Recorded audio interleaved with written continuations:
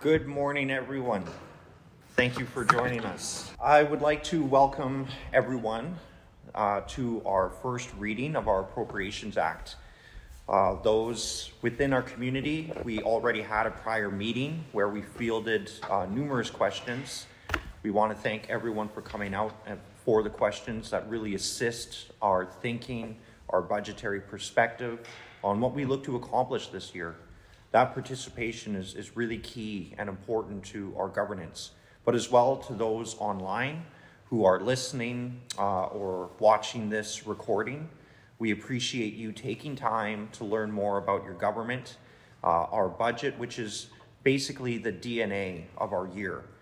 This budget is our way as a government to welcome you into what our priorities are for this year, in partnership with our community members.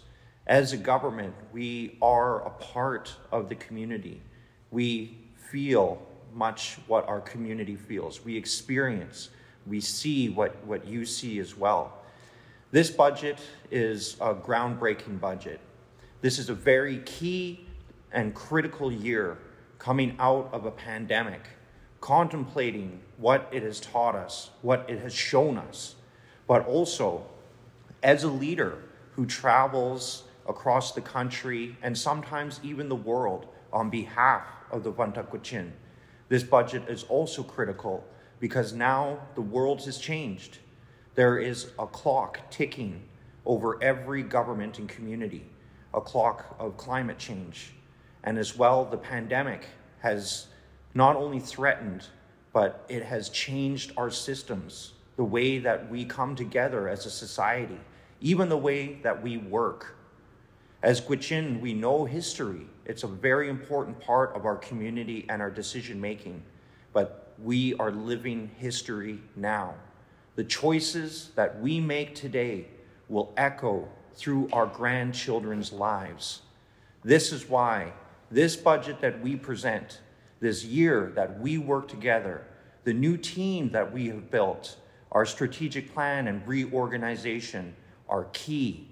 And I'm proud to present to our community members and our nation a wholesome, in-depth, contemplated, structural reorganization to meet the future, to meet today in contemplation of all that we have retained and have been taught in our new way of governing ourselves.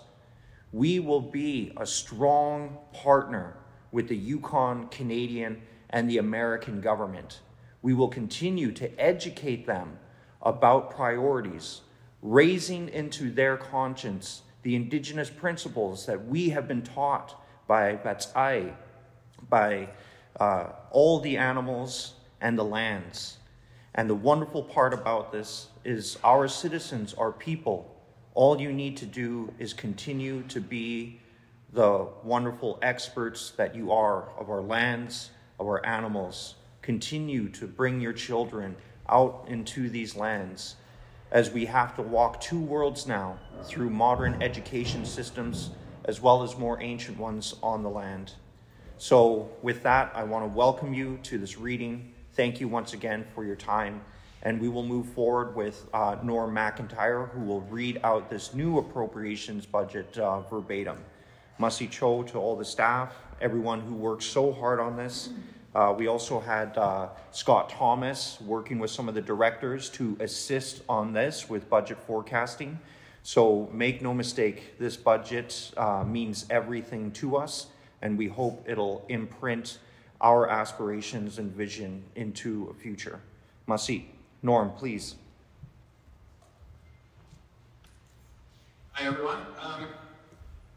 I'll just jump right in. I'm assuming everyone's got a paper copy in front of them. And we're going to jump to the first page, which should be the Appropriation Act itself. And this will be the first Appropriation Act of 2022-23. In the future, if there is budget amendments required, you do a new Appropriation Act. So the Appropriation Act is required under the Governance Act. And so when you look at the total budget amount, it's coming to $57,615,187. And you'll note that we break it into both by department. So we got a chief and council of $1,651,000. We got the executive office of $2.4 million. We got nation building, which used to be intergovernmental and governance, at $3.8 million. Human resources at about $700,000. Stewardship and sustainability, which used to be natural resources, at $3.4 million. Government services at $4 million. Education and recreation at almost $2 million. Health and social at $2 million. Information systems at $563,000. And finance and debt management at $2 million. And then other capital projects, the biggest number on the sheet, at $35 million. The next page, if you flip over, is the revenue sources. So when we build a budget, we have to find our sources to pay for it. And our largest ongoing source is obviously the financial transfer agreement at $18 million. We get personal income tax and GST that is collected on settlement land. We get 95% of that from the government of Yukon and the government of Canada. So we got $1.4 million coming in on GST, or personal income tax, and $210,000 coming in on goods and services tax, the GST. We've got $6.2 million coming in from what we call the 189.2 reserve. So we got allocated money from the federal budget in 2018. And then we have another allocation out of the budget 2021. And that money all goes into this 189.2 reserve. And so we're drawing out from that reserve $6.2 million. And that's all going towards capital projects. We're pulling out $482,000 from the One-Tech Witch and Disbursement Fund, the compensation reserve, we call it. And that's to pay for various celebrations, elders' pensions, and some money towards the post-secondary students. And then we're borrowing $7 million from the First Nation Bank to put towards capital projects. So all in all, we've got $33.4 million of sources of revenue that we're pulling in. So we're short money to carry out the budgetary expenditures in total. So we're taking $18 million from the appropriated surplus, accumulated surplus, and applying that to current year expenditures. That money's been accumulated from surplus FTA funds and some vacancies we had. We didn't build any houses over the last 3 to 4 years, so we were accumulating excess funds. So now we're repurposing those funds towards housing in the current year. The contribution agreement are where we go to funding agencies, enter into a contribution agreement. So we've got $6 million coming in from those sources. And then we've got water and sewer recoveries and some rent from First Nation housing of $238. So we're pulling in another $24 million. So our total revenue is $57,613, which includes that appropriated surplus and pulling in money from the 189.2 reserve. The total revenue equals the total expenditures. So when we go to the rest of the pages, we can go through page by page, but I think what I'd rather do is just go to a summary page that is at the, it's a summary by department, and at the bottom it totals to $57,613,000. So you can see that on that page, we break out the amount that's going towards these capital projects. So our capital projects are $35 million. We're spending $15 million on the Elders Complex, $8.9 million on the 4 houses the Wildstone is building, and we're spending almost $11 million on these modular housing units, 12 modular housing units.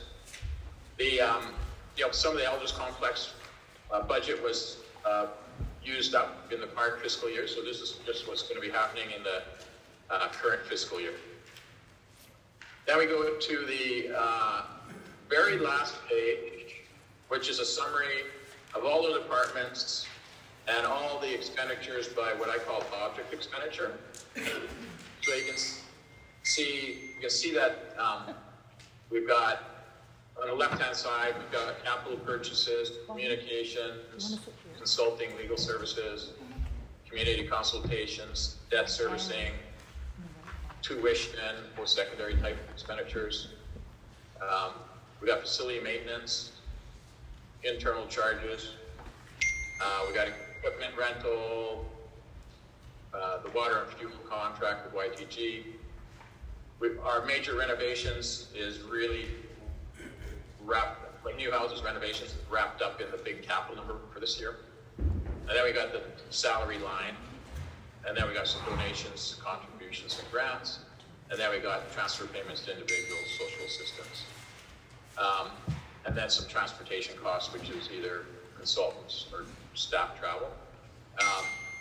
When we look at all these columns, turn your ringer off. Is that you? I don't know how to turn that damn thing on. You do the moon. Yeah, that's me ringing away. Yeah, the moon. The moon. The moon. The moon. At least he's not turned into a kitten. Okay. Never mind. I just didn't know you were such a popular guy. I don't know how to... Oh yeah, I get these text messages constantly coming in. Yeah, I apologize for that. I was kind of toast. I don't know how to get those notifications off. So when you look at this sheet, you'll see at the very top that we've got revenue of $39,754,000, and then we've got our various expenditures by category. We've got $1 million of capital purchases, $250,000 for this communication, which is phone, internet, and then we got almost $4 million in external services. So this is consulting, legal, subcontracting. We've got community consultations, $687,000, which includes some money that's allocated to traditional pursuits and cultural activities. We've got $480,000 towards debt servicing. The student post-secondary, $796,000. That includes the high school kids programs. And then facility maintenance, that's all the community buildings. We got $1.8 million, including property taxes and insurance costs. Our insurance costs are significant. They're about $600,000 to $700,000 a year. The equipment rental, fuel purchases, the water and sewer contract with Yukon, $1.8 million. The water and sewer contract covers around $500,000 a year. The fuel purchases, we purchase about $700,000 to $800,000 of fuel, probably $850,000 of fuel in a year, of which a third of that is used by BG community facilities. The big number here is $9.5 million for wages.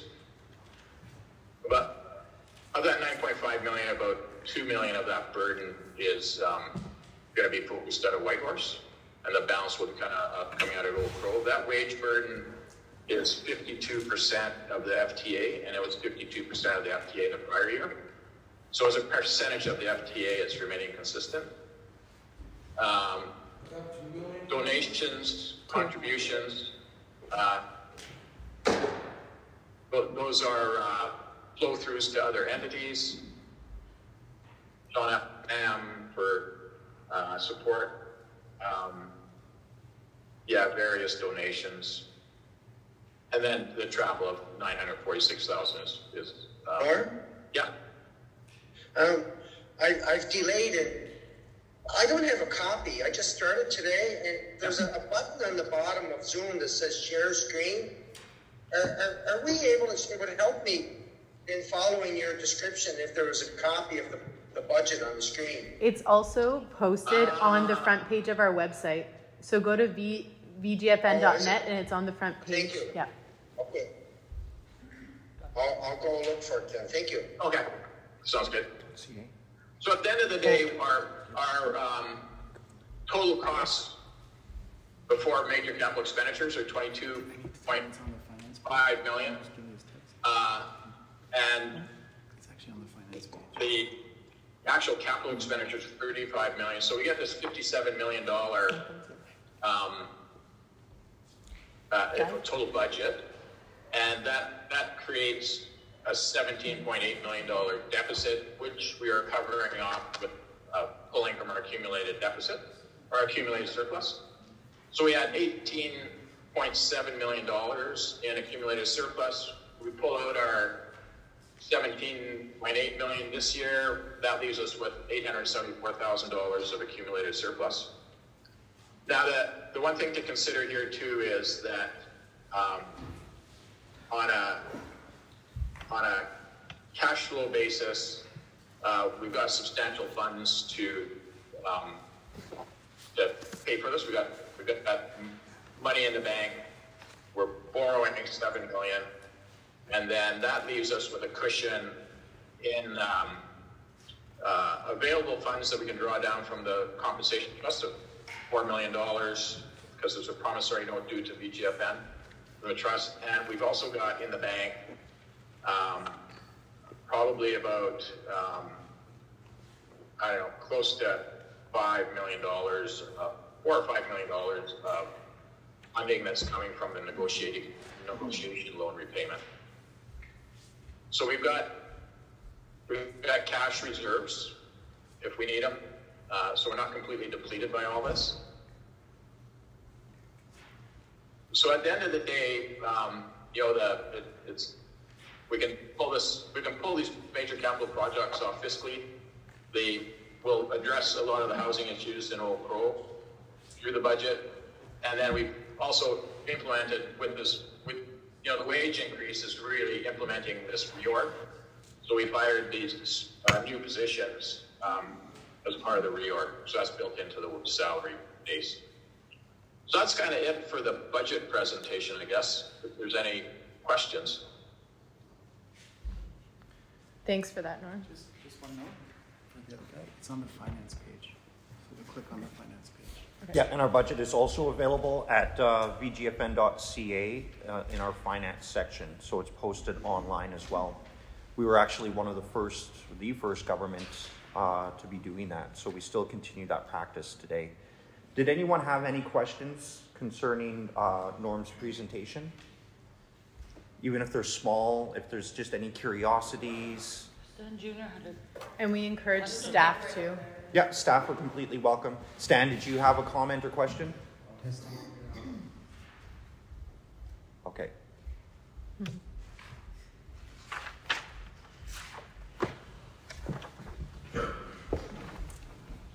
Was that Stan Jr.? Pardon? Was that? No, it's Is Stan Jr. there? Yes. Stan Jr.'s there. There's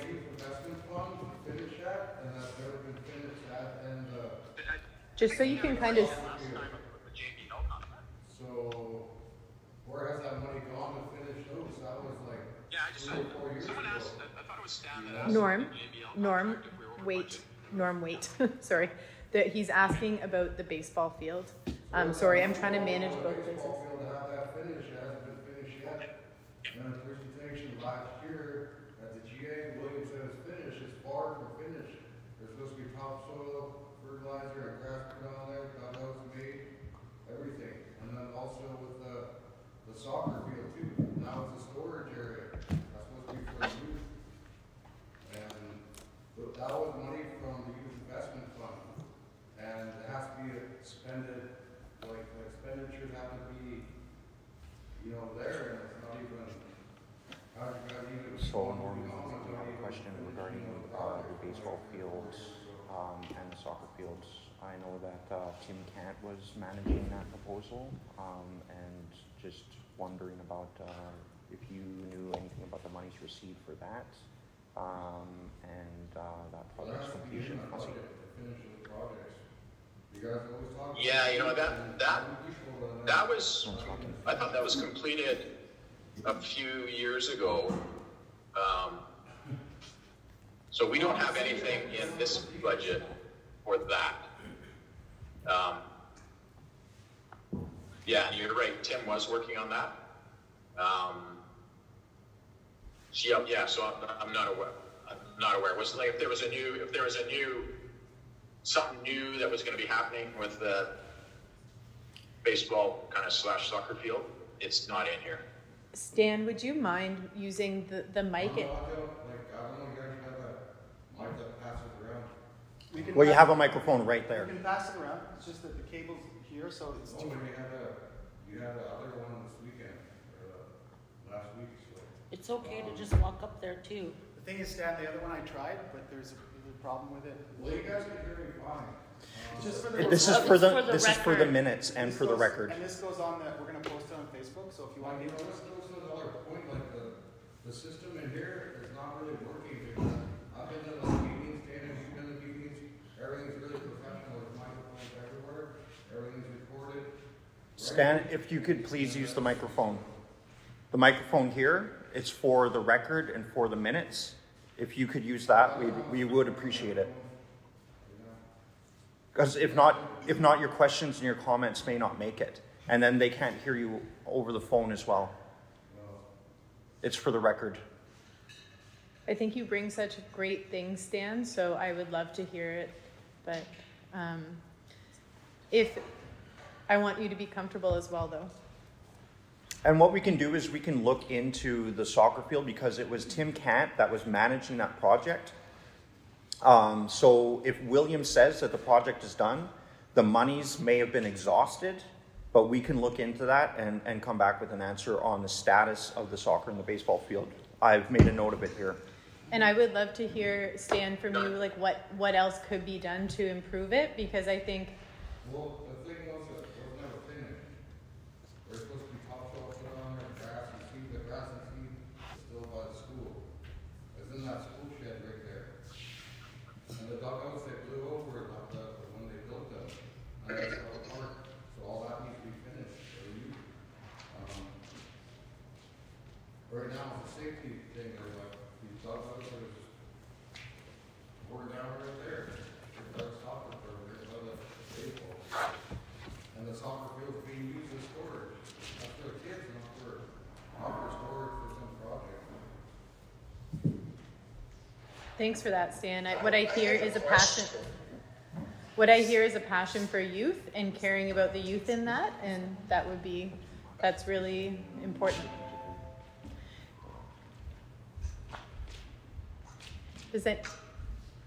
Mark, can we just stay with people in the room?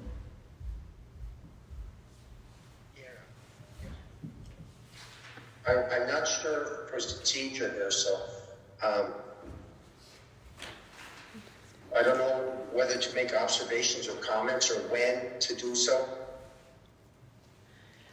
Let's just leave it open for the citizens right now. Thank you. Thank you. Was there any other questions or comments regarding the budget? Why is it so early in the morning? Use the microphone, please. All appropriation acts have been done in the evening when everyone's done their day of work. Like that this excludes like a lot of people and our citizens beneficiaries within a community having it in the morning. You know everyone has to work in the morning. Not everyone works at PG. You're excluding these citizens from coming to this meeting by having it in the morning. See our truck guys, they gotta do their deliveries, you know? And this is like, I think I brought it up on the first reading you try to have, like, there's nobody here, you know? And that's a problem. You don't see that as a problem as leadership and and people who work for our government, I see that as a problem. If our people aren't engaged, you know, that's a big problem.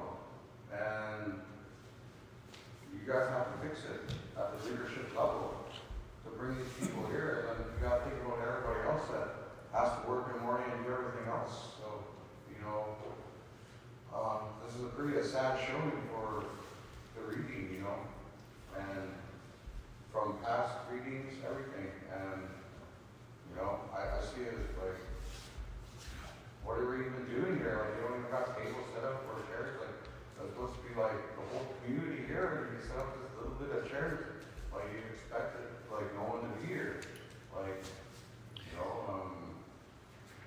and not everyone wants to be reading the stuff in the morning. Like, from all past appropriation meetings, like, they're done in the evening or in the afternoon.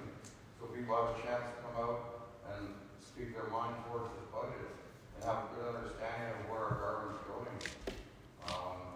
The other comment I have is how much money is there for renovations and how many houses will be done? That's only one question I'll give you. Just before we go on to answer that question, I'm actually pretty sure that your comments in our last reading, you were asking for a full day. But not only that, Stan, but this and the opportunities that we provide as an institution. There was another reading even before this one. And for my entire time on council, with all the appropriation readings that we had done, there was actually no Appropriation Act readings in the evenings.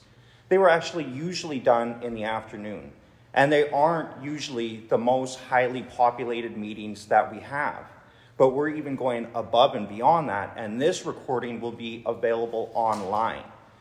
Your criticism and the construction criticism is something we always welcome.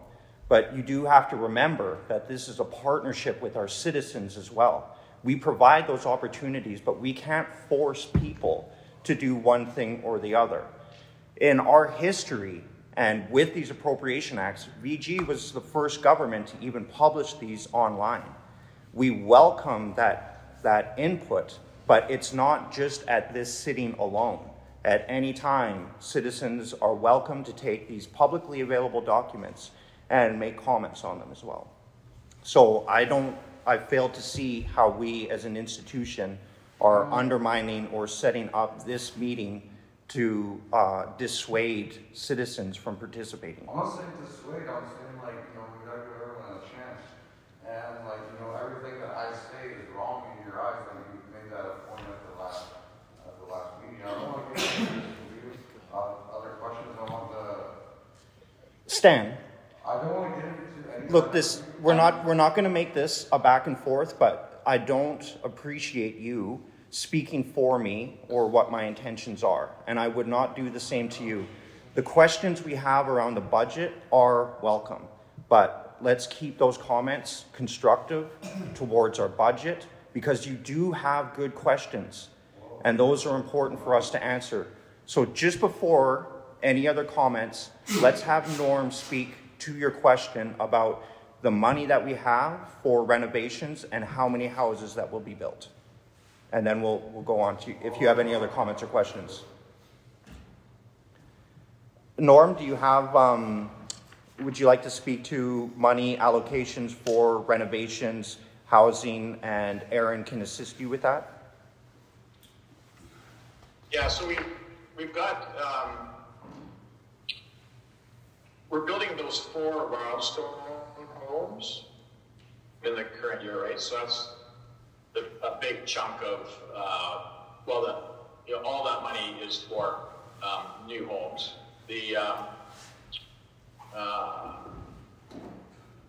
Just bear with me for a second. We've got, really, we just have, just bear with me.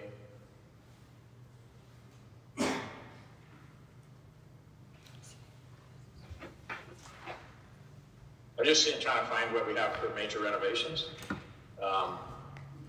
normal, you're looking for major renovations, I'll step in with housing. So the 4 Wildstone homes, that's 10 million. And then there's another 12 modular homes for another 10 million. And in total, there are about 26 new units coming online in the next year. So what we will have is the Elders Complex, the 4 homes, and then the 12 modular. And then in addition to that, we have a room at the new Health and Wellness Center, the 10-plex that's located on that lot. But also the 10-plex will allow YG staff to move out of VG housing as well, making more available. This is going to be a good year for housing for sure. Yeah, and on repairs and maintenance, we're about 750,000. So the renovations are gonna be done this year? We've hired somebody to come up to complete the inventory of exactly what needs to happen, but we are planning to do renovations to 5 to 10 homes. How much money is there for that? He just said 750,000. That's not even the 10. No, 450. Oh, 450. That's not even the 10, that's just like for maintenance of those houses, like, that only covers the cost of maintenance. It doesn't like the cost of a. Yeah, that's ongoing maintenance. That's not any major renovations. We don't have a major renovation program budgeted in here. I think that's something that you have to look at, and like, I'll put my foot down on that, because there's lots of houses with no pro that are below par, and you guys are renting out, and they're not in very good shape, and you expect people to pay rent for these houses that are past their life expectancy, and that's another problem with your housing. So, I'd like to see more money for that. Like, there's people that are. My house is falling apart. There's other people's houses that are falling apart, and you're making them pay rent for it. So there's a big issue within the community, and I see not having any major renovations within this community a big deal, because that employs people within this community as well. They know how to do with renovations.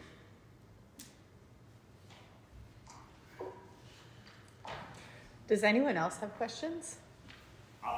Yes, thanks.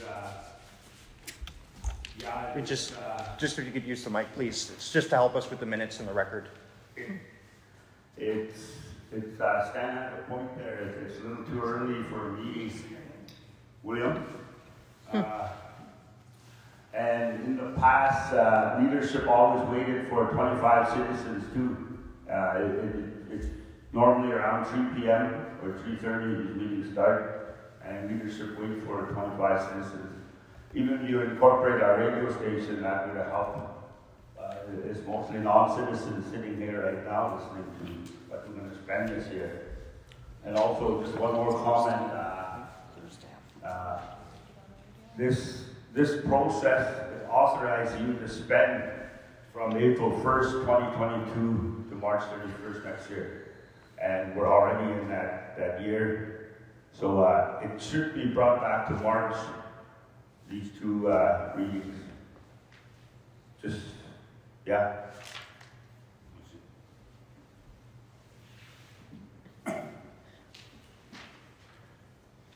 Just to those points, we can certainly use the radio on top of publishing this on the internet, but the authority under the Appropriations Act does allow us to go over time into May, which is why we're working on this now.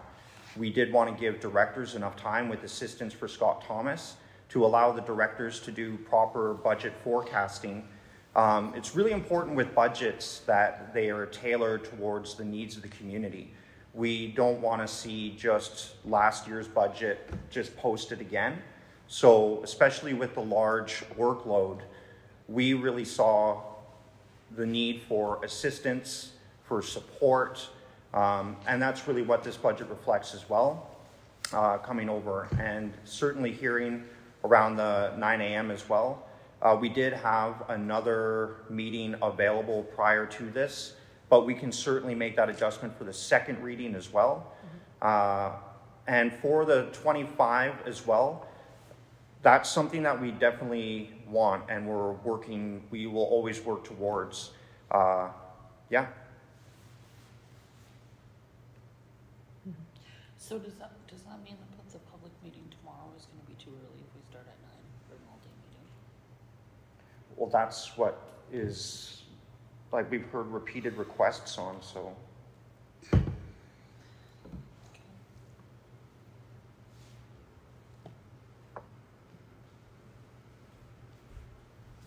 Cheryl, if people could just say their names as well before you speak. Okay, hi, good morning. Cheryl Cherry. I work as a director for education, but I also live in the community, and I've been here for almost probably 30 years. And it's really great to see all the stuff that's been happening like over the last year or so. The budgets, the amount of projects that's going on in town.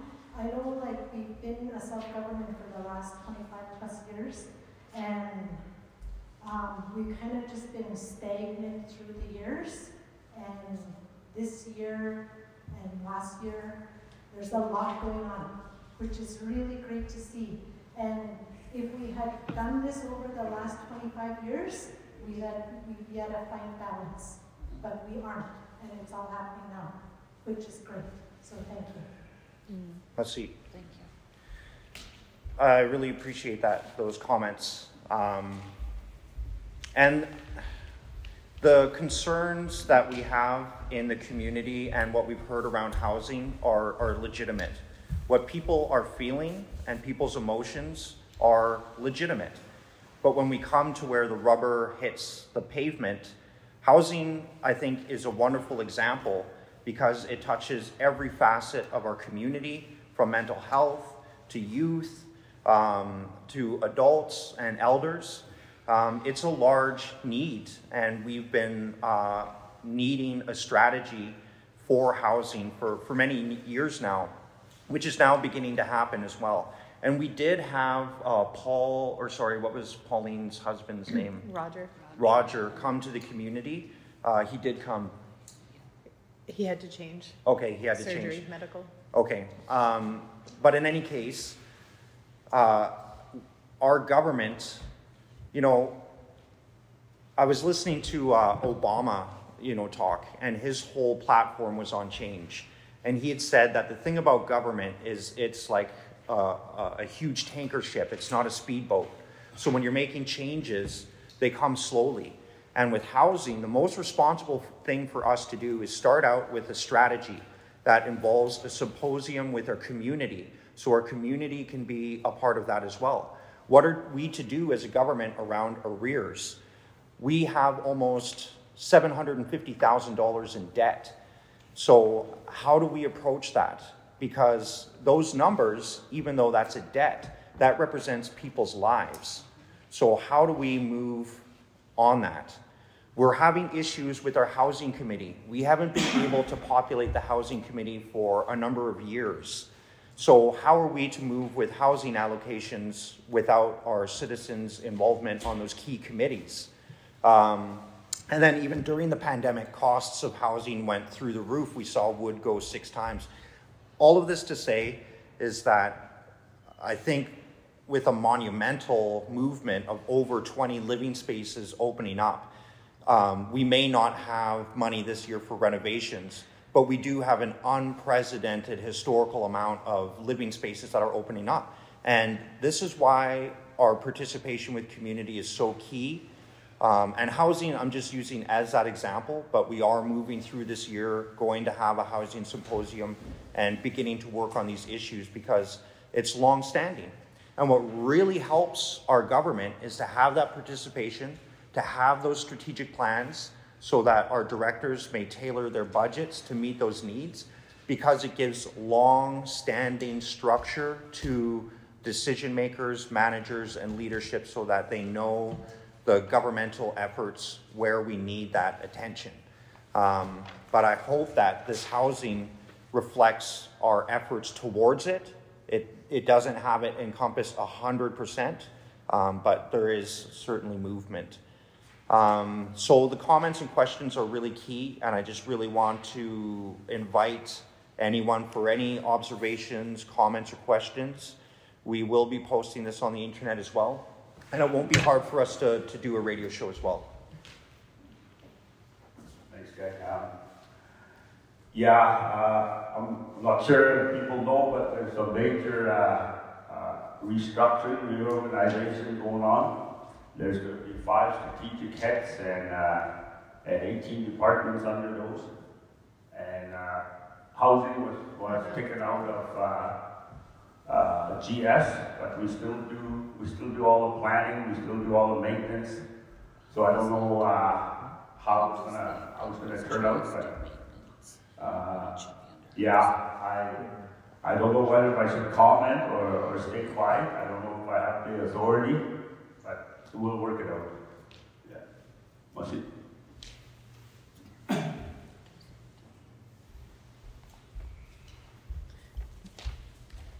William, as a citizen, you can say whatever you want. Mm-hmm. Yeah. But on operations. Oh, on housing operations. As we're in transition, please go ahead. Yeah. Do you want to talk more? I'm going to make Jai do some exercise. Did you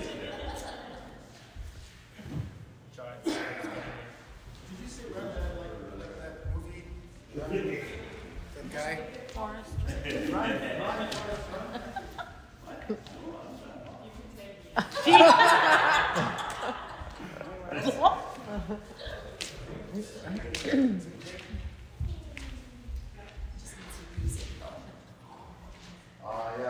William touched on something I wanted to touch on is the restructuring of our government and like the true total cost of that. And at the last meeting, Chief, you said that you don't need the citizens or beneficiaries input to restructure the government. I beg to differ on that fact. People are just now finding out about it, and most people in the community do not even know like the government was restructured, and that is a big that's going to be a big obstacle for you because people don't even know how our government is structured, how to use it, how the functions work, and plus like they weren't ever included in the restructuring of our government.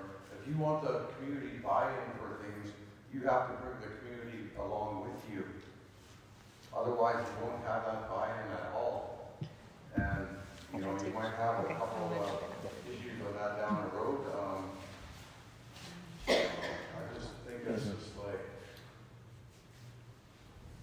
and I don't see the restructuring in here at all. Like in this budget, I don't know how much it's costing and how much it has cost our community. I like to know those facts. And when are you going to reach out to the community and tell them about this restructuring that you did without consulting the people? So I'd like to know the cost from the start of the restructuring right now, and I'd like to know the future cost. And also the third question is, when are you going to approach the community about the restructuring of our government so they know how to use our government structure? Or like maybe they'll be like, why did you restructure without like consulting the community regarding it? It's something that it's going to be a tough question for you to answer. Well, see, it's actually an easy question for me to answer, and it's really important around these key issues that we have clear communication and clear language that reflects the matter. This is a question that you fielded a number of times, and we've also had emails about this. It's really important, Stan, that when we talk about this, that we unify our language, because this is not a practice that is being inflicted on the government or the community. This is something that we've talked about for years. This is something that we have multiple GA resolutions on. We've invited the community through KPMG reports. This comes from all of the conversations that we've had in public meetings, even before the pandemic. Even my election platform, I was elected on bringing structural change to the government through major policy change. But if we look at really what this is, when we hear from the community, about the lack of programs and services. They're saying, we need more. We need more. I've been very open with our experience as a government. And some of the comments I made a number of years ago, for instance, we've had high turnover in some departments like HR, health and social. This is all public. Everyone knows we had multiple directors, sometimes less than a year. And what ended up happening was we were getting funding from the Canadian government, and by the next director or the one after that, they were not able to fulfill those financial obligations because they weren't aware of them. We've had Murray Dion, a project manager professional, actually tell us, we are a dataless government. We don't collect any data on our citizens. So this data really limits us from making key decisions. And what happens is that builds inefficiencies into the government. Never mind spending the budgets that we do have, but there's lots of funding out there and programs from the federal government and the Yukon government. There's private housing funding for the people in our community that don't get to access GS maintenance. Just imagine where our government is efficient enough to fully implement our budgets, as well as applying for other streams of funding to run extra programs and services. So this reorganization is about bringing efficiencies into the organization, which makes our employees' lives much easier, but also our citizens, because it brings up the vibrancy in our programs and services. We have spoken with citizens about this. Our citizens have been telling us that they want change. I did not say that we don't need citizens' input in it. What I did say is that we have the authority and the direction. It states in our Governance Act that the Management Committee has the ability to reorganize departments. We have a General Assembly resolution, I believe from 2019, it could be 2020, but it literally speaks that we are directed to reorganize our departments to raise efficiencies. So this is actually a conversation that's been happening in the community for a number of years. We're also now going out into the community and doing home visits because we're in an endemic and we are able to. I agree that there's a lot of information because, first of all, we don't have our corporate structure, our constitution isn't in our schools. So our citizens, although they know we have a self-government, do they know about the legal ramifications as a legal contract or agreement with the Crown of Canada and what that means? There's a lot of information to our self-government alone. And then when we get into a reorganization, it becomes even more complex.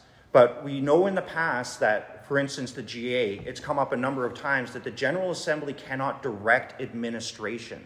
And the reason for that is administration adheres to financial and human resources federal legislation. So in this reorganization, part of it as well is I've been advocating very hard to remove the chief from the finance director. Whereas before the finance director reported directly to the chief, we're now creating more strategic positions so it reports under to the staff that support the council. And the reason for that is in the past, we've had some difficulties with that. And I want to eliminate that because as a chief, I don't have a formal background in human resources law or in finance. That's why we need to hire the key individuals that have that insight and have them be able to meet federal legislation as well as meeting the leadership who represents the people so that our General Assembly resolutions can be met straddling both sides together. So, and believe me, it gets even more complex than that. So the simple way forward is, yes, we do have a mandate from the General Assembly. We do have these conversations. And coming out of the pandemic, we're now allowed and to have more conversations, more meetings, house-to-house visits in the on top of the regular business that we have, but we're happy to do it, and we'll continue to do so. So my comments, Stan, reflect the same comments that I made at the last meeting, as well as some emails we had. Anyone is able to schedule a meeting with council anytime, where we can go even more over this, and Aaron as well. This is a really profound movement, and what we're contemplating is the next step, the evolution in self-government. We're doing it with one of the greatest experts in Canada, the longest standing tenured professor at the Art Institute of Banff, who revolutionized the GHL in Ontario, which is an online health delivery service system for First Nations. And once we're finished this 5-year transition, we will be the most efficient self-government in Canada. And we will meet our people's demands on programs and services.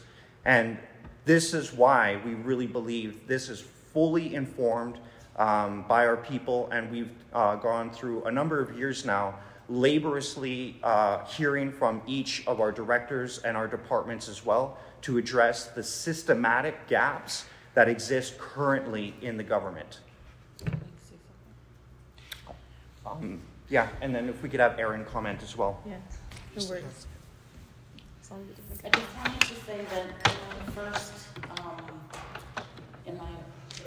term in office, I had asked Chief Joe Linklater about if we're self-governing, why did we model our government over a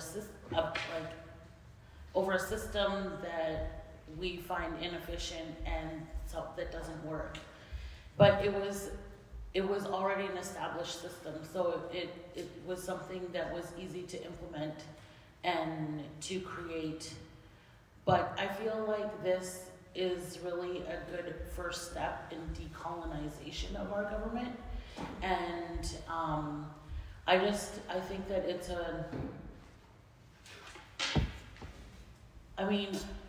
the reason I'm here is because I love this place and this is my home. This is where my people and my ancestors are from, and I only come here to help make good decisions, and I feel like this is a good step towards decolonization. It's a great step towards better governance, and I think that that's what we all want at the end of the day. And then Aaron had some comments around that as well. Thanks, William. There's one You're here. I don't need it. I don't need so many. But I want to say. Yeah, we'll get there. Yeah, I'll do that.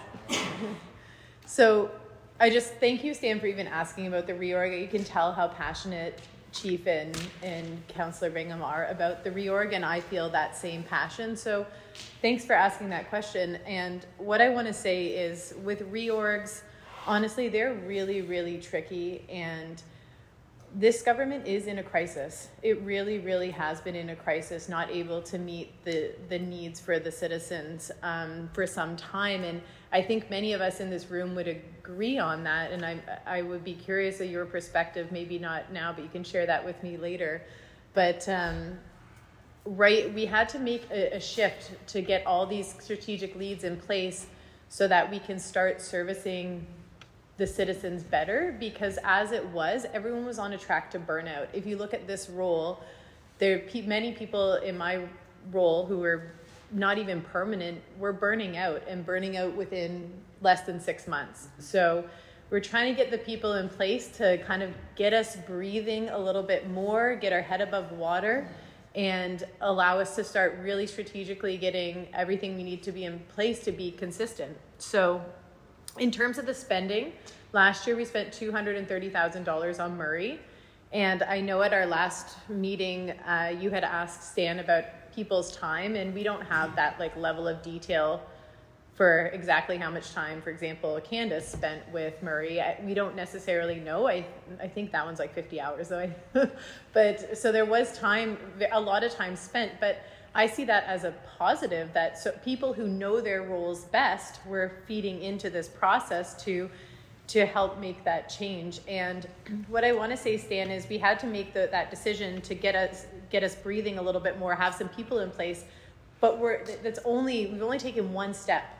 And my next step is to bring this to all staff. We're going to have this all staff meeting to share the vision, mission, and principles that Chief and Council have set, and sit down with everyone and say, what do you guys think?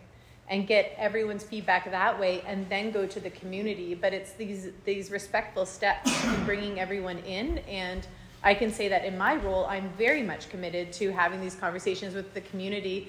But I think that we've had to be a bit reactive coming out of COVID to get things done. And I'm going to take the time now to get out of reactivity mode and start doing it in a thoughtful way. So this next year, we spent an additional about $70,000 to complete the reorg, and I expect spending to stop after that. I know the reorg, the new positions within the reorg are in that, so I'd like to know how much. I guess that's fine, but I want to know who is on the management committee and who is on the management committee right now, and who is on the management committee when this was put through. And also, I'd like to, have you guys got your chief council meeting minutes available yet? I sent them to you this morning. Oh, great, awesome. Yay! No. The other question, you mentioned the process of informing the community of this reorg, but for them to use it, as it is, they don't even know, how's it going to benefit them, how's this going to work, it's good that you're taking to the employees, but I think you're starting on kind of the wrong foot, you put your foot forward before you even go into the community with this, and I think that's your biggest mistake on board reorganization and restructuring, but you have to involve the community at the community level through this whole process, so they're well aware and they're engaged in the process and okay, and that makes them more efficient citizens. Okay, I know where to go for this, I know where to go for that. That's all I'm kind of trying to say, but you have to involve the citizens, and once you have your plan from the GA resolution, you guys should have brought to the community. Okay, this is what we want to do. The community could have comments there, could have made things better, or whatnot, or have different ideas about something, and their questions would have been answered. Everything would have probably went smoothly, but I think bring it to the community. You have all these housing symposiums, you have NR, whatever, it's not NR anymore, stewardship and stuff, and people are wondering why it's called that now. And I think it's kind of, you guys put your best foot forward, but you kind of overstepped that line there, and should have just informed the community, okay, this is what we're going to do with the reorganization of your government, our government for our people and our citizens. And I think it'll go a long way if you guys have a public meeting and say, and being okay, well, this is the departments, this is how we restructured it, this is what's going to happen, this is the timeline for 5 years. You keep on talking about the 5 years, but I don't see no timeline or anything for that 5 years of making our government the most efficient, et cetera, what he said. So I think, I don't know, it'll go a long way. And the comments about 25 people, there's always been 25 people at every Appropriations Act meeting that I've ever been to. I've lived here 20 plus years, and I've never seen it like this, no one's here. We have to get people out. I don't know how that's going to happen, maybe door prizes or whatever, food. I suggested having breakfast, having lunch, having dinner, all that stuff brings people out. And maybe you should go door to door with the budget. We did. Give us the budget. I don't know, but I think there's a lot of work to be done on your behalf, and the citizens' behalf. But you got to meet the citizens more than halfway on this, I think. Miss everybody honorary citizens for today. Stan, I think Stan, just really quick, I think you always have really great insights and ideas, and I'm really happy to take your comment right away to schedule the second appropriation at nighttime, and maybe I'll get you to help me get some door prizes. And it's good to have it in the morning, but we have to get people out though. We have to get people here.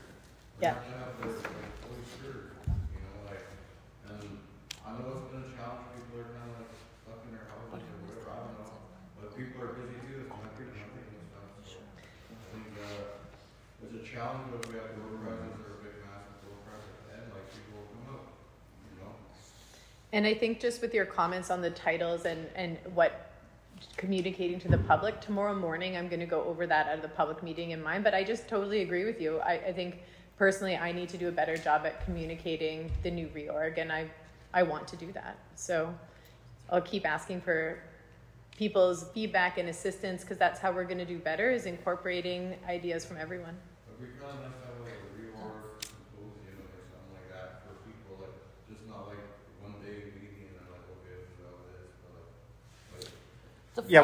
The 5-year plan was laid out at the GA with the KPMG report. So that was all passed and approved, and there was also a resolution after that was passed. So that's where it's all laid out. Really appreciate the conversation. William has been waiting patiently. Sorry. Yeah. Can I just add? Sorry. Let's just let William first. At the beginning of his comments, he asked a question about management committee. I'm just trying to. Yeah, we'll get to that. We'll just hear from William first. Yeah, my experience and recollection about Mary Dion is a little different to yours. A few Zoom meetings I had with him, he did state that there's no need or use for finance or HR or record keeping, and I can't picture what kind of government that would be. And I asked him about their 60 communities he helped, and he said, I don't have any files, it's all up here. So it's in the cloud. We always going to need, people always say, we're going to get rid of colonialism, but we still need law and order, we still need accountability, we still need record keeping, and we still need to look after our people. And this reorganization, sometimes it's a real challenge just to fill 7 directors. And now we've got 5 strategic heads and 18 departments under these 5. I think we should go carefully in implementation, looking at priority, like housing and SA, and some other priorities, mental health, education.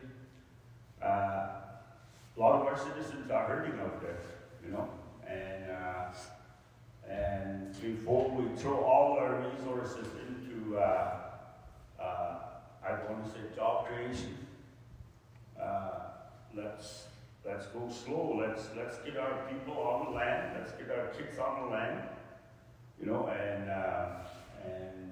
and really look at what we want to leave them.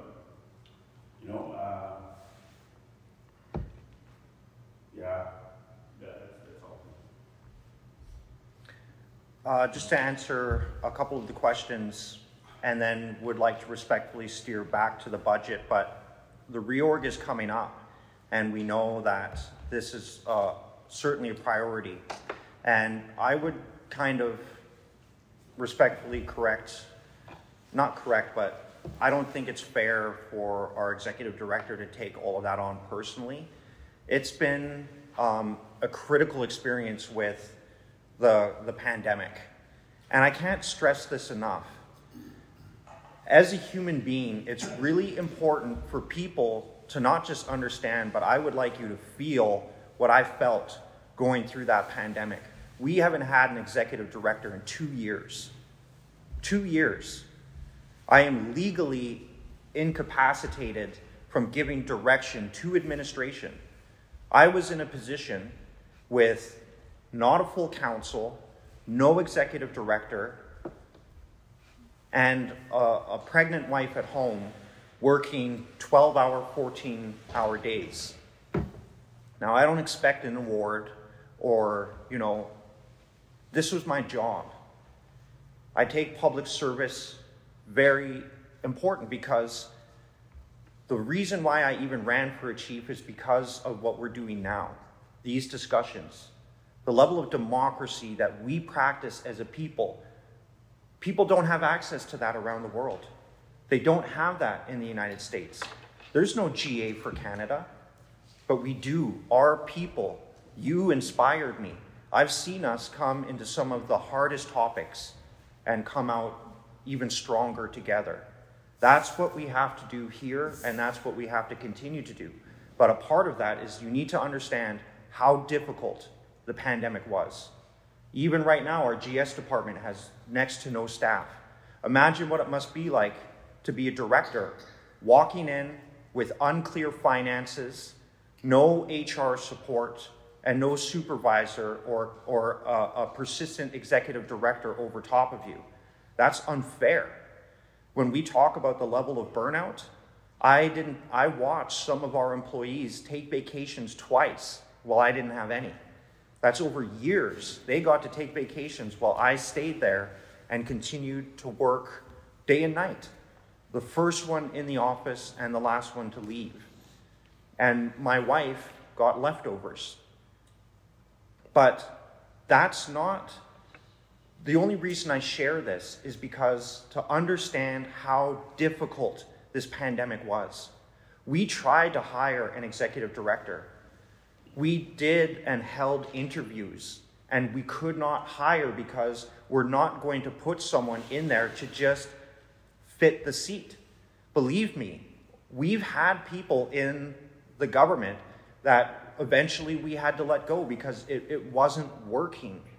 And what we mean by that is when we have key individuals in key roles, our government has to grow, period.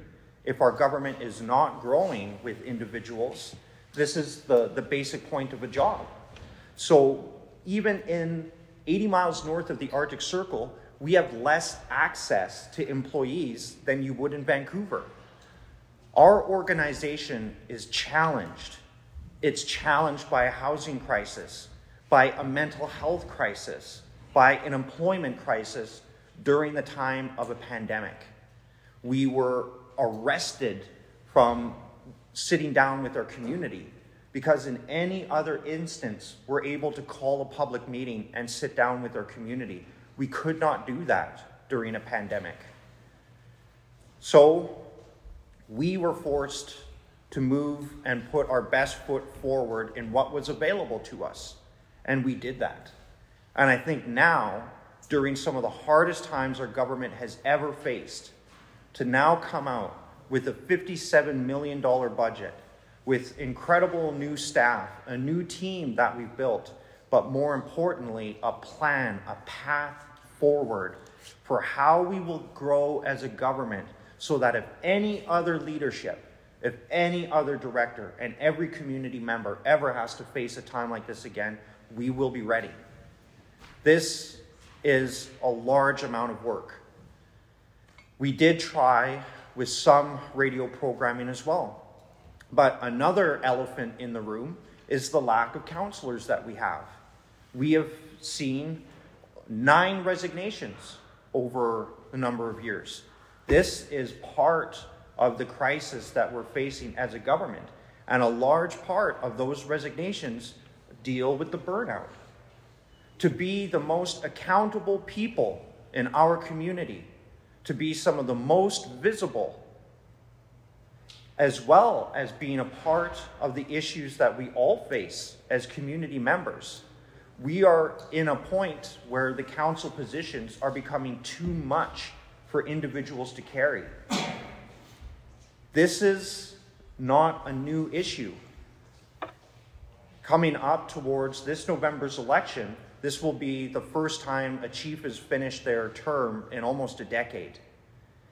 And this is something the whole community has to address, because my fear as a young man who's walked into this, who's seen the gaps in our programs and services, as a citizen who experiences them And as someone deeply embedded in the executive of our government who sees the infrastructure of the government as well, I have an intimate understanding of all of the aspects of it.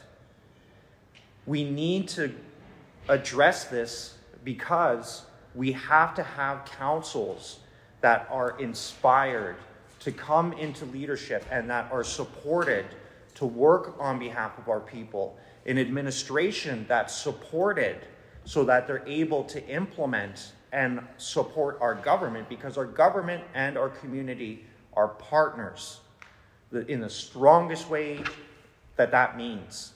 And just like our elders say, when you're out on the land, your partnerships are what keep you alive.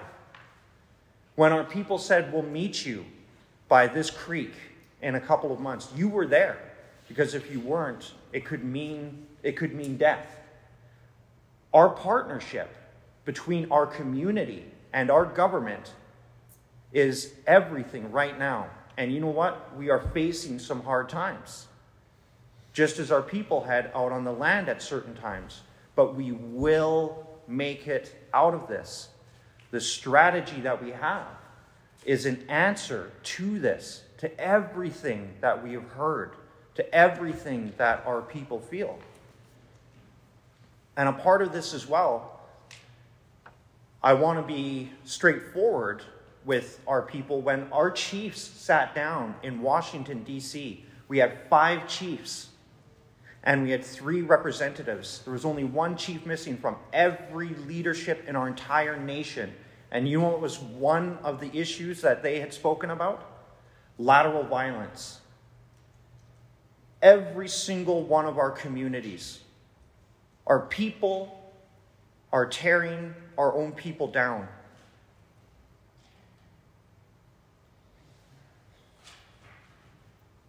Why?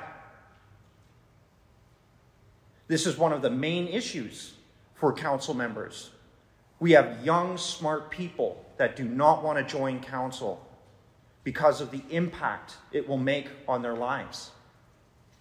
It is not Old Crow alone that is facing this, and it's okay, because our whole nation is facing this. And chiefs, the leaders of our entire nation, when we got together, this was brought up as one of our number 1 issues that's affecting our nation. It's affecting Canada and the United States. Look what happened on January 6th when their citizens attacked their capital. This is a very real issue, but we have to understand why this is happening. Our people want the best for our community and our government. So do the employees. So why does it not happen? We have to ask ourselves right now, why are we in a housing crisis or a mental health crisis? If our government was fully operational at 100%, we would have great housing and great mental health services. But in the reality that we face with other governments who are not fully funding us for being in the north, for all of the situations that we face, there are certainly deficits. But we have to work together to achieve those, because our youth are watching. When we talk about our vision, when we talk about prohibition or our housing issues, every one of us want the best for our youth. And that's really what informs these movements.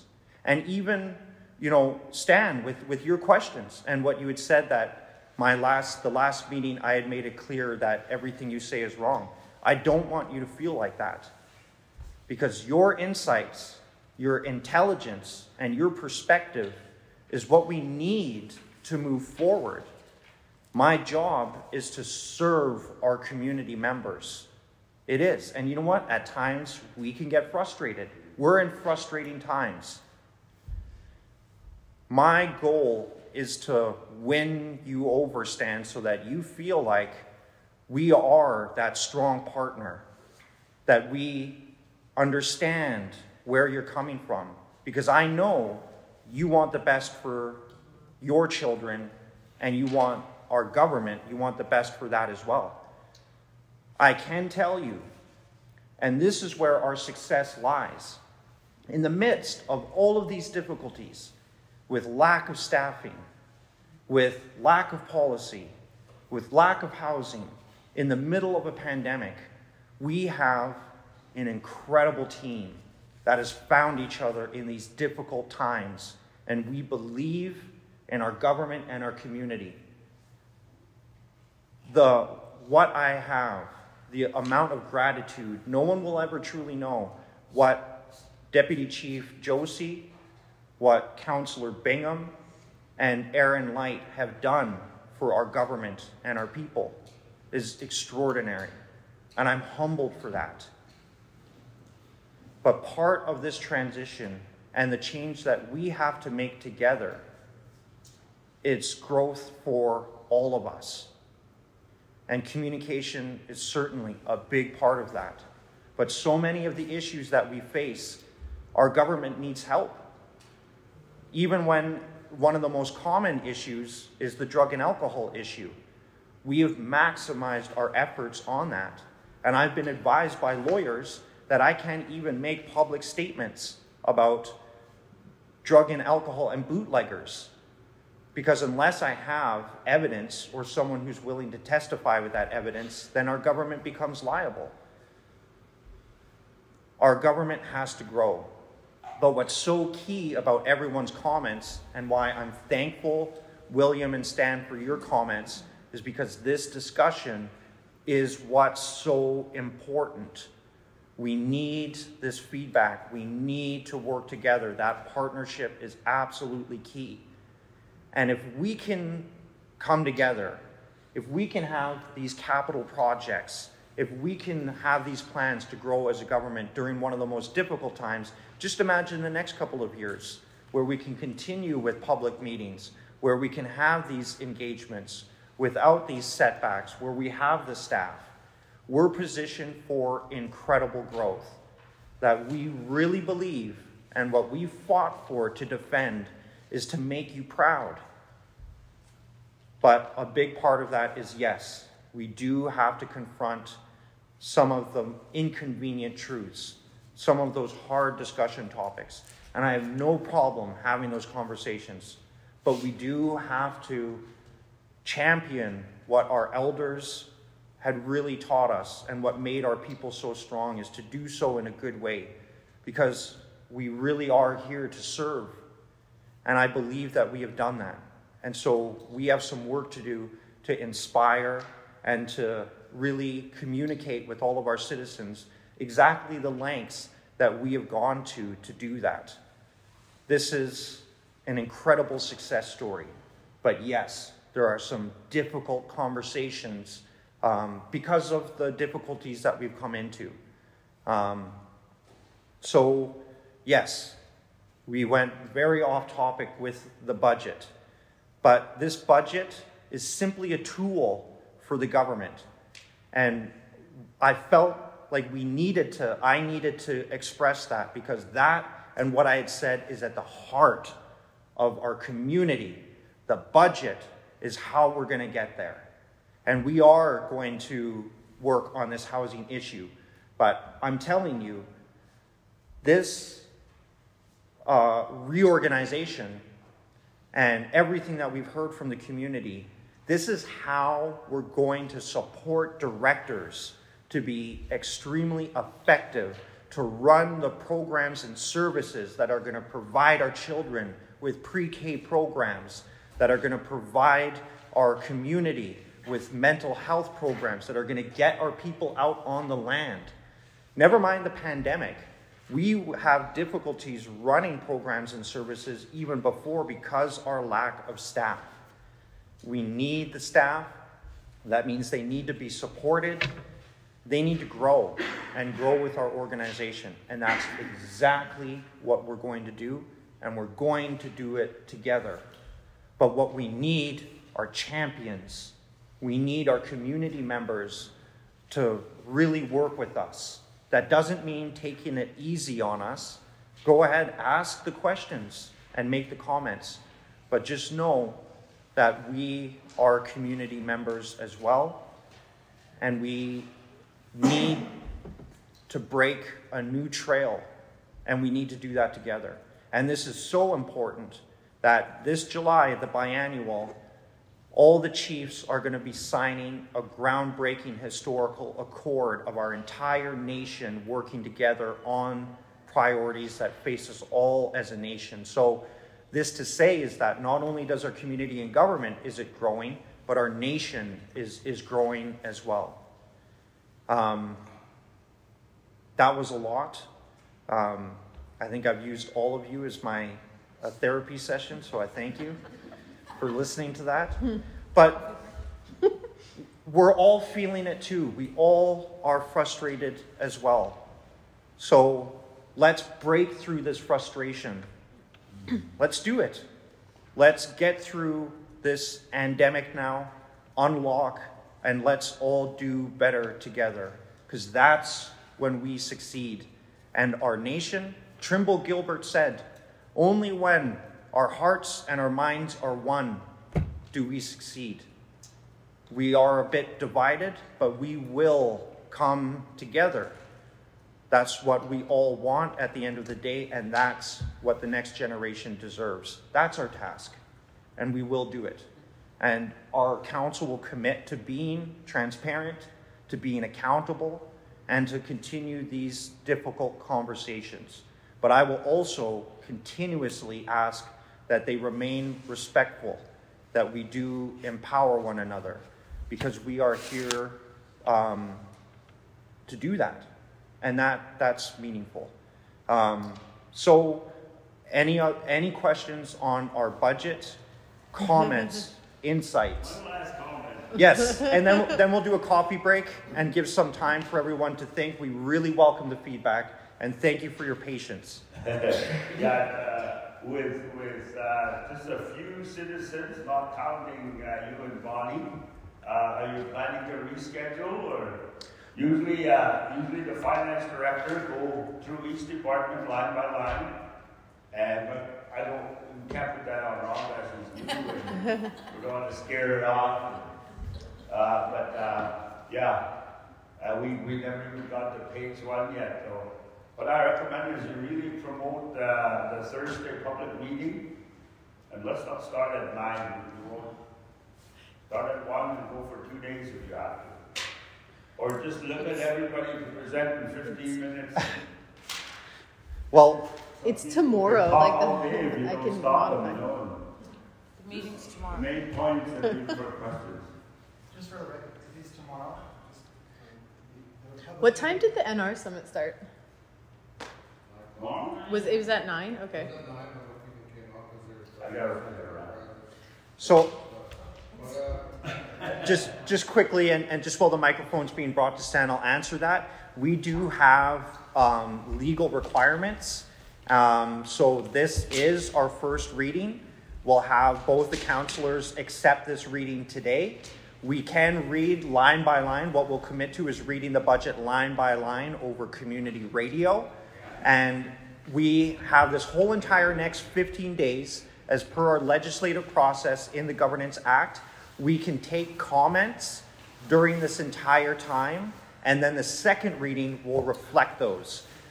This is much similar to the process we did during the pandemic, where we couldn't even gather, where we posted these videos over YouTube and accepted emails and all of the rest. So a bit of a calibration, but our second reading we'll definitely do in the evening, and we'll have a lot of lead time there. Stan. I'm just going to make a suggestion, but we have all day to do this Appropriation Act, just to get more people out here. Get more people out there, put it on the radio. Is it on the radio? I don't know. We didn't advertise on Shone FM, no. Yeah, so these are the type of things me and Jai are going to work on game plans and stuff for communication. But this is one of the things that we have to do. But it'd be nice to put it on Shone FM today, get people out, tell them there's a door prize, whatever. You guys just remember to stick it or something, but just tell people to come out and maybe this afternoon, just read agree that you might see what comes out. I think there's some people I've texted, some people letting them know stuff about the meeting. Like I've been trying to inform people like on my own, so I think it would be really nice to see a lot more citizens and beneficiaries here, so you hear from their perspective. And there's a lot more comments that I'd like to make, but I'll just wait after coffee break here. But I think it would be nice to see more people here. I've been even this afternoon. Totally. This is an important piece of our government and how we move forward. So, and if you could have all the legal requirements that we need to pass this budget, that'd be great to have that even on the budget or even a piece of paper or whatever, so people know what the legal requirements are under our governance and constitution. So as to move forward. I completely agree. We want as much community participation as we possibly can. And I hope that this process has been a bit enlightening. And I think that's a great idea with an intro page requiring the legal parameters of this budget passing. And just quickly, the Appropriations Act is exactly that. It's an act, which means it's law. So in our Governance Act, it lays out our legislative process. And basically, in a nutshell, paraphrasing, the chief is to present to the council. And this comes from what's called standing committee. And so the standing committee proposes any law. So basically, we have our finance team that worked on this, and then the chief presents it. And the first reading is done publicly, and this allows for comments to come in. So technically, there's no requirement for quorum, but meaning the 25 people. And in the past, we have had, in my experience, we've had certainly had meetings where there was far less than 25 people. And so at this first reading, council has to approve the first reading. And so council takes in the comments, and it's required that there's a 15-day period between readings. And then on the second reading, upon council's decision, we can amend the act to put some of that feedback in or not. And then we read the second time, and then it's passed in the second reading, and council passes it into law. So really, at the end of the day, because the act is an act, so what that means is that, and why we have to pass it every year, this is budgetary law, which gives the authority to spend public money. So it's the people's money, and on behalf of public government, and council is the elected leaders through our legislative process, we basically have the ability to pass the law and tailor it how we see. So some of the comments that you may make it into changes, but we have to have the conversations to see if that's something we can do or not. So it's much like the GA process. Resolutions can be passed, but it doesn't mean that we're legally required to do those resolutions. And there's many reasons for that. For instance, in 2017, there was a GA resolution passed to extend the Old Crow Road to Second Mountain. Well, since 2017, we have not had the manpower to actually do that because of the amount of capital projects, etc., in the community. So that GA resolution is still there. We still have that direction. So we will do it. But again, with tens of millions of capital projects, we're stretched on that capacity. But we do have an obligation to report on it. So we report publicly on those GA resolutions that, we're not able to do this resolution because of this. But we did do this resolution. So that second reading, we will be able to report back to the community about why some things made it into the act and why some things didn't. So that's the process. Coffee break? Coffee break. I can do good shit. can do a show an announcement. I can get them Yeah. to do an announcement now. Yeah.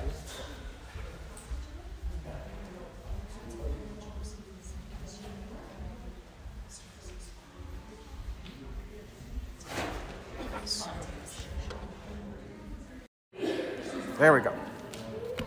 I'm glad that happened before I left because I wouldn't. There. Okay, we are back on the record recording. So just some housekeeping. We welcome comments, insights, questions, concerns. Please state your name on the microphone for our minute taker and for the record. These recordings will be made available publicly online as well as our reading process. This is to trigger comments and questions from the public at large. So Julianne has the microphone, and we're opening the floor to any questions or comments, whether employee or citizen. We welcome it all. And thank you for coming to spend time with us this morning. So any questions, please?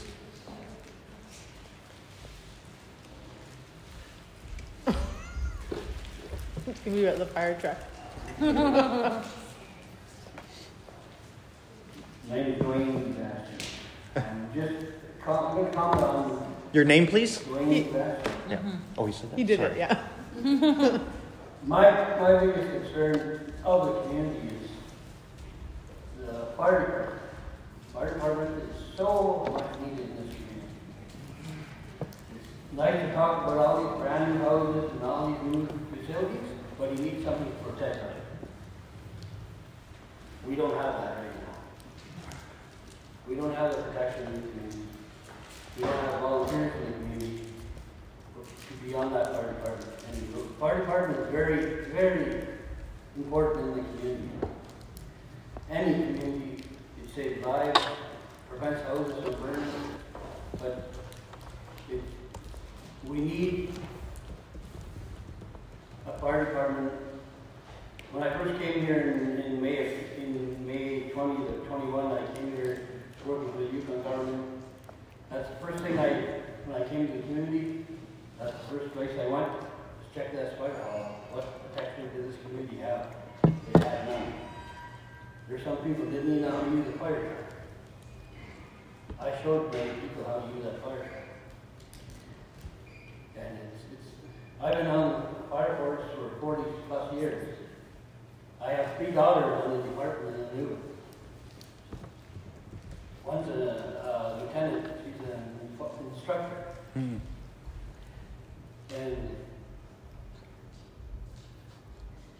it's very important. Fire department is very important in any community. You know, that's why your insurance in the community is so high, because you don't have any protection.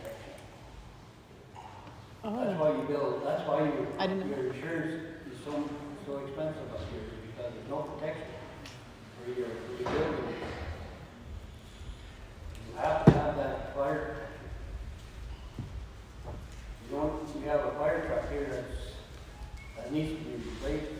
You need a fire hall of its own. Right now where the fire truck is, that's not a fire hall. That's just a place to store a fire truck. You've got to have training to fight fires. Anybody can stand outside and spray water on a house. Now what happens when there's a person inside the house? You've got to have that training to get them out. You've got to have the equipment to get people trained on. Now we had a few minor fires in the community already. Thank goodness it wasn't a house. So I can't express, every day I bring it up because I live in the community now. Before when I first came here, I got shut down from the fire marshal in Whitehorse because I wasn't a resident of the Yukon, of Old Grove. They shut me down. They told me I couldn't do anything because I'm not a resident of Oak Grove. Well, now I'm a resident of Oak Grove. We're going to see a new fire hall and a new fire truck, I hope. You know, we have a lot of young people in these houses. There's a lot of training we need to do. We need to teach people how to use their fire extinguishers in their home. And I can go on and on. It's just, I can't express how much the fire department is needed in this community. It's nice to build new houses and all these fancy houses and buildings, but you need somebody to protect you. That's all I wanted to say. Thank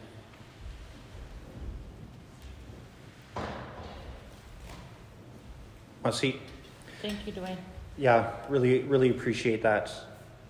One of the things that we can do is, I know that our past acting executive director, Karen MacArthur, had done some work on that. So we can follow up. But this is a really black and white issue to understand. And with our intergovernmental department, we know that we can get Canada and Yukon government to look at their responsibilities to help us with the funding as well. But our deputy chief was the volunteer fire chief, I believe, and he's voiced his concerns and issues as well. We really need community participation and volunteers, but there's also some logistics to iron out with training, as I believe there was a really high threshold that was limiting for our community. But certainly priority, and really appreciate your feedback on that. But currently in the budget, there's no allocations towards this specifically as it currently stands. But that doesn't mean that there can't be monies issued through government services budget or other line items to work towards this. But for the ultimate goal of getting the funding, getting the volunteers, getting a fire department, I think everyone would agree. Appreciate that. Yeah, and I was going to say, in Nation Building's budget, there's $1.8 million for contractors, and so this might be something that we could get a contractor to help advocate for those resources from Yukon government. Generally speaking, we need to have a better conversation with Yukon government about the services that we offer. There's no municipality here, and all that is placed on BGG as a government with a very scarce resources. And we only have that water and sewer agreement, so it's pretty limited. So that is already on our agenda to advocate for more resources from community services. And this is on the radar, but it can be brought like to a more fulsome item. So thank you for your continued advocacy. Can I jump in for a second? So actually, in my old department at Nation Building, this is my job. So I know where we're at. So Yukon First Nations Wildfire Association has got Dwayne's number, and he's our point guy in Old Crow. And so they are working with him they're going to come up, they're going to do some training, but we need 15 volunteers. So 15 volunteers in a community equals a fire department. And so anything less, you can't have a full-fledged fire department. So that's what we're working towards. Mahsi. Work towards 25 maybe. Yeah, let's go over 15. 30 volunteers. Hi, thank you for that, Dwayne. That really that was such a serious, what he spoke about, because we did experience death in the community due to fire, and it's still traumatizing to even think about it, and I just wish people would, we have serious issues like that to deal with, and yet we're reacting to people and being held and stuck, and, when we should be more in a more proactive mindset and willing to help each other. I think maybe consider having a fairness coordinator within the government so people can bring their concerns forward in a more proactive way, where they can help the community and not take up our time keeping us kind of stuck, because we have a lot of work to do, and there's a lot of things that we could be doing in the community for the community. And yeah, it's just, when he mentioned that, I thought about, the family and the loss, and how important it is that we need to take care of each other and not be focusing on stuff that's reacting. but instead of being upset and whatever, come here with a solution and help us move forward. Thank you. Mahsi, and just for the record, that was Cheryl Charlie.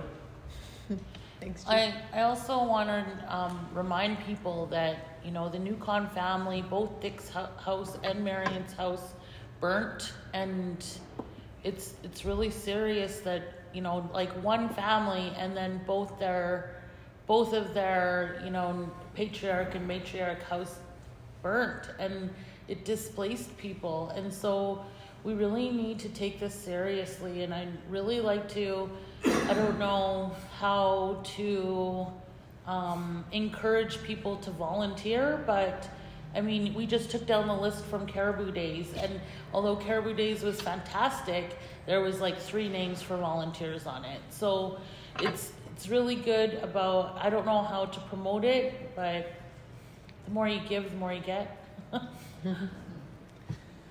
I also just want to add that we are through the reorg. Cheryl, that great points made, as usual. But through the reorg, we're hiring a citizen engagement coordinator, and that person is intended to field the concerns and make sure it gets logged into, we need a better name than this, but a help desk. And the whole idea is so that the complaints always, or the concerns always have a venue, and so that we can always be working towards those in an organized way. Thank you. And also, I know in the past we always had public meetings, and they were more or less just an attack session. I wonder if we can change the name to more like public engagement. Like you just said, engagement coordinator. If we can use it as a public engagement, then it's not so, you know, like an authoritarian setup. Thanks. If I may speak to that quickly, and I did speak a lot this morning, so I'll try to keep this short, but it's very difficult as council to influence the culture. Everyone has the right to voice their opinions, and people have the right to criticize government. Our Constitution secures that. So council, although I chair a meeting, we don't really have, it's difficult. I think a way forward, and with our new manager, governance manager, Julianne Fraser, I believe our best way forward with this is to work with the Elders Council, and we should have some traditional policies as well. We want to work with the elders on the death policy that needs some work, as well as elders payments. But how do we as a people bring back traditional law as well? Because how it used to work in our halls is you couldn't have kids running around and screaming. They were sitting down and they were listening. And throughout my time, I have heard concerns from citizens about some of the changes in the community that they see as a departure from our way. You know, Fanny Charlie, once I sat down with her and she told me, tell the youth to shoot the caribou when they come to the river. Leave them alone before then, because you can scare them away. So I think a best way forward is let's empower the elders to bring back some traditional requirements. So for instance, we can come to a meeting with basically an agreement like we do at the GA of how we conduct it, advised by our elders. And that way, every leadership is taking this advice from our elders, giving them their traditional role in our community, and the whole community begins working on that as well. I think that's a really good way forward, because we have to, never mind, you know, a government's ability to write a law. As Gwich'in, we know there are laws that are not written down, like the white eye law. That's not written down, but we know it exists. So thank you for that. Yeah, just you never answered my question before. Oh, who was on the, yes. Who was on the management committee when this was passed? Yeah, thank you. The restructuring. I got a couple more questions. Okay, yeah. Thanks for that reminder. Bonnie also reminded me. In any case, the management committee always stays the same. It's the finance director, the executive director, the chief, and the deputy chief. So what we're doing now is we've also heard advice over the years that the management committee should be open to all of the council. So that's something that we're doing now. So council members may not have votes, but they speak when the votes are happening. We also have HR director as an observer. So this year, and because of the requirements for our reorganization, they haven't happened in that formal necessarily way, but they did involve the management committee. And opposed to a directive, we have project charters that are signed off by every management committee member. And it actually goes above and beyond our past practices, because you can see the full document and it fully explains why we're doing something, what is to be done, and what the end result is, and it is signed off on, and those documents are publicly available. Are they online? No, they're not online. I'd like to read one. I just got a couple other questions, like regarding the budget. Like, I don't see nothing was mentioned about online treatment. I'd like to know a little bit more about that, because I was a director of the CA last year, and because of all that I've heard in the community, and like, there's a lot going on with people, so I'd like to see something regarding that like within this budget. And also, like regarding community safety is a big thing. Like, I know there's a plan, but there's not really a plan like this year. Like usually there's people with radios in the community. Like, there's a team specifically for flooding or other events within the community. And I wasn't really satisfied with how it was laid out this year. There was really nothing for the community, and in the case of flooded, like usually there's really intensive. There's people with like ES radios, there's people checking on the river, letting everybody know, and so there's a real plan in place. And that's still across for the whole board, I guess, like with the fire issue, the fire in the community. There's one just recently. I think a lot more money needs to be invested into community safety plans regarding those whole aspects, because during the holidays there's always safe houses for children or whatnot. Like, all that has to be incorporated into a plan, and I'd like to see that plan come to fruition here in order to keep our community safe, and like for anything, like forest fire or flood or earthquake. There's earthquakes here, and then there's other aspects that, in case there's lots of crazy things that can happen, and we need to be ready for any of it. So I'd like to see some money go towards that. And also, the other one would be, the last one was how much? I guess there's a couple more things I guess. I know the HR is supposed to post for the housing committee. Wonder why that's not happening yet. Hasn't happened for a long time. I haven't seen any postings regarding it. Also,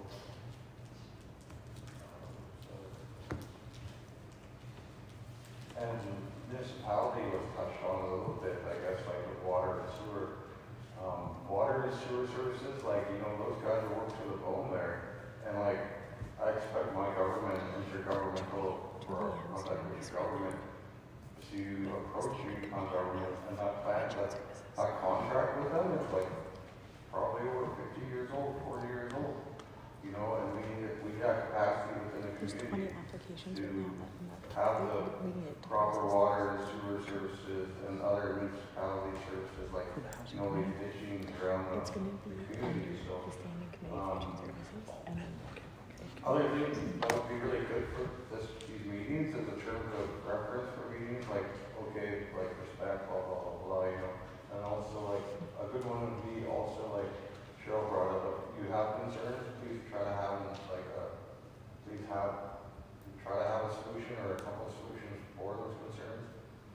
In the terms of reference, maybe have it on the wall. I like to see a lot more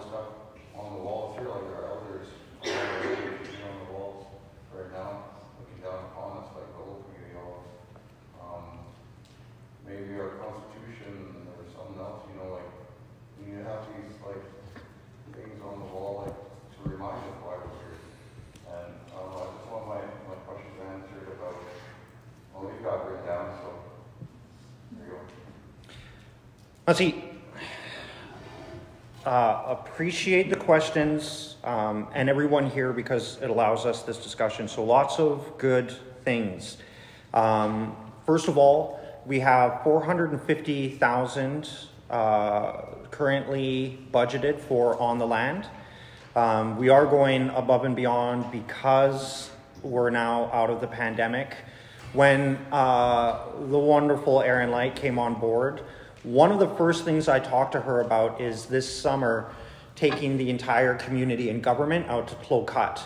And this is something that Bev and I were working on before the pandemic. And even before then, we wanted to basically address the elephant in the room with the community and the government, because our government is not working against anybody, but for everybody. So how do we get that participation, inspire that volunteership? Because our committees need our citizens on there. We really do. So we'll be doing that as well as other on the line. And then you have the budgets for health and social as well. So I completely agree. And I think that we need to do this consistently. We have Clocut. We have the camp up on Crow Mountain. Thank you, Cheryl. We have wall tents. Our people, like Johnny Abel said it in the early 90s, every department of our government should be getting people out on the land. The land is holding our culture, lessons for our youth, everything. So yes. As well as Intergovernmental has now secured about $650,000 from Janine Najutli's resolution that was passed by consensus by the General Assembly for a permanent camp out in Crow Flat. So they have received $650,000 from the Canadian government and will begin construction on that. And by the end of 2023, with an account with Starlink, as an employee of our government, you'll be able to work and live out in Crow Flat for 3 months out of the year. So this is really historical movements. So yes, we are certainly moving out that way, and you're completely right about that requirement, and something we've heard a lot from our citizens getting out on the land. HR Housing Committee, the Housing Committee, this is being tasked to Julianne Fraser. So she's working on this now, but we need a new housing policy. The housing policy we have is not good enough guidance. So this goes to our earlier comments where we basically need to rebuild the whole housing department. So yes, that will be posted. Really hope that we get some people out there, because the housing committee has been a difficulty for a number of years. Water and sewer agreement, couldn't agree more. We have Norm McIntyre has been mandated to begin working with Yukon government on this. We have been approached by the water and sewer staff who are saying that, you know, they really deserve more money because people in our government are making more than they do. The problem is that they're unionized and they're YG staff. So Vuntut government has no legal business in there. And even if our government started subsidizing their wages and putting them on par, then that deals with the legal implications of the union they're a part of.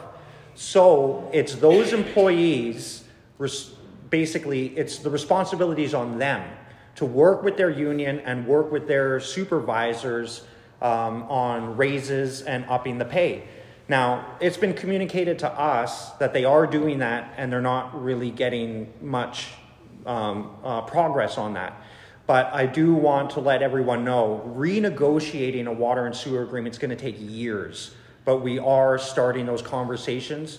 We do need a new water sewer agreement, and I think attaching responsibilities around a fire department is a key part of that. When it comes to the emergency planning, we do have an emergency plan binder. It was last updated in 2019.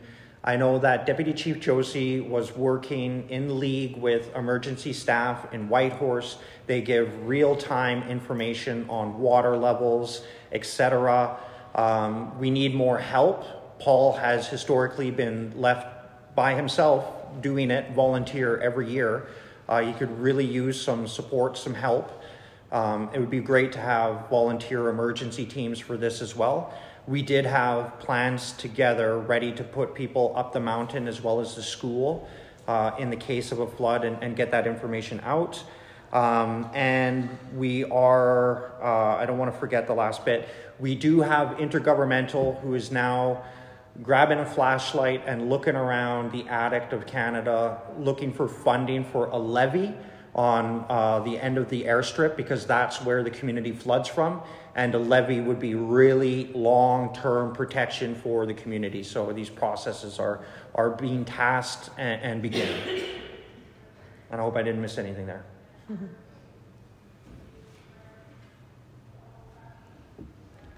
Any other questions?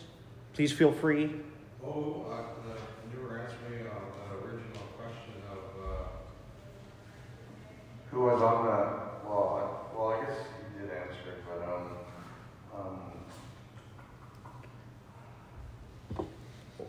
if you wanted more information on anything. Yeah.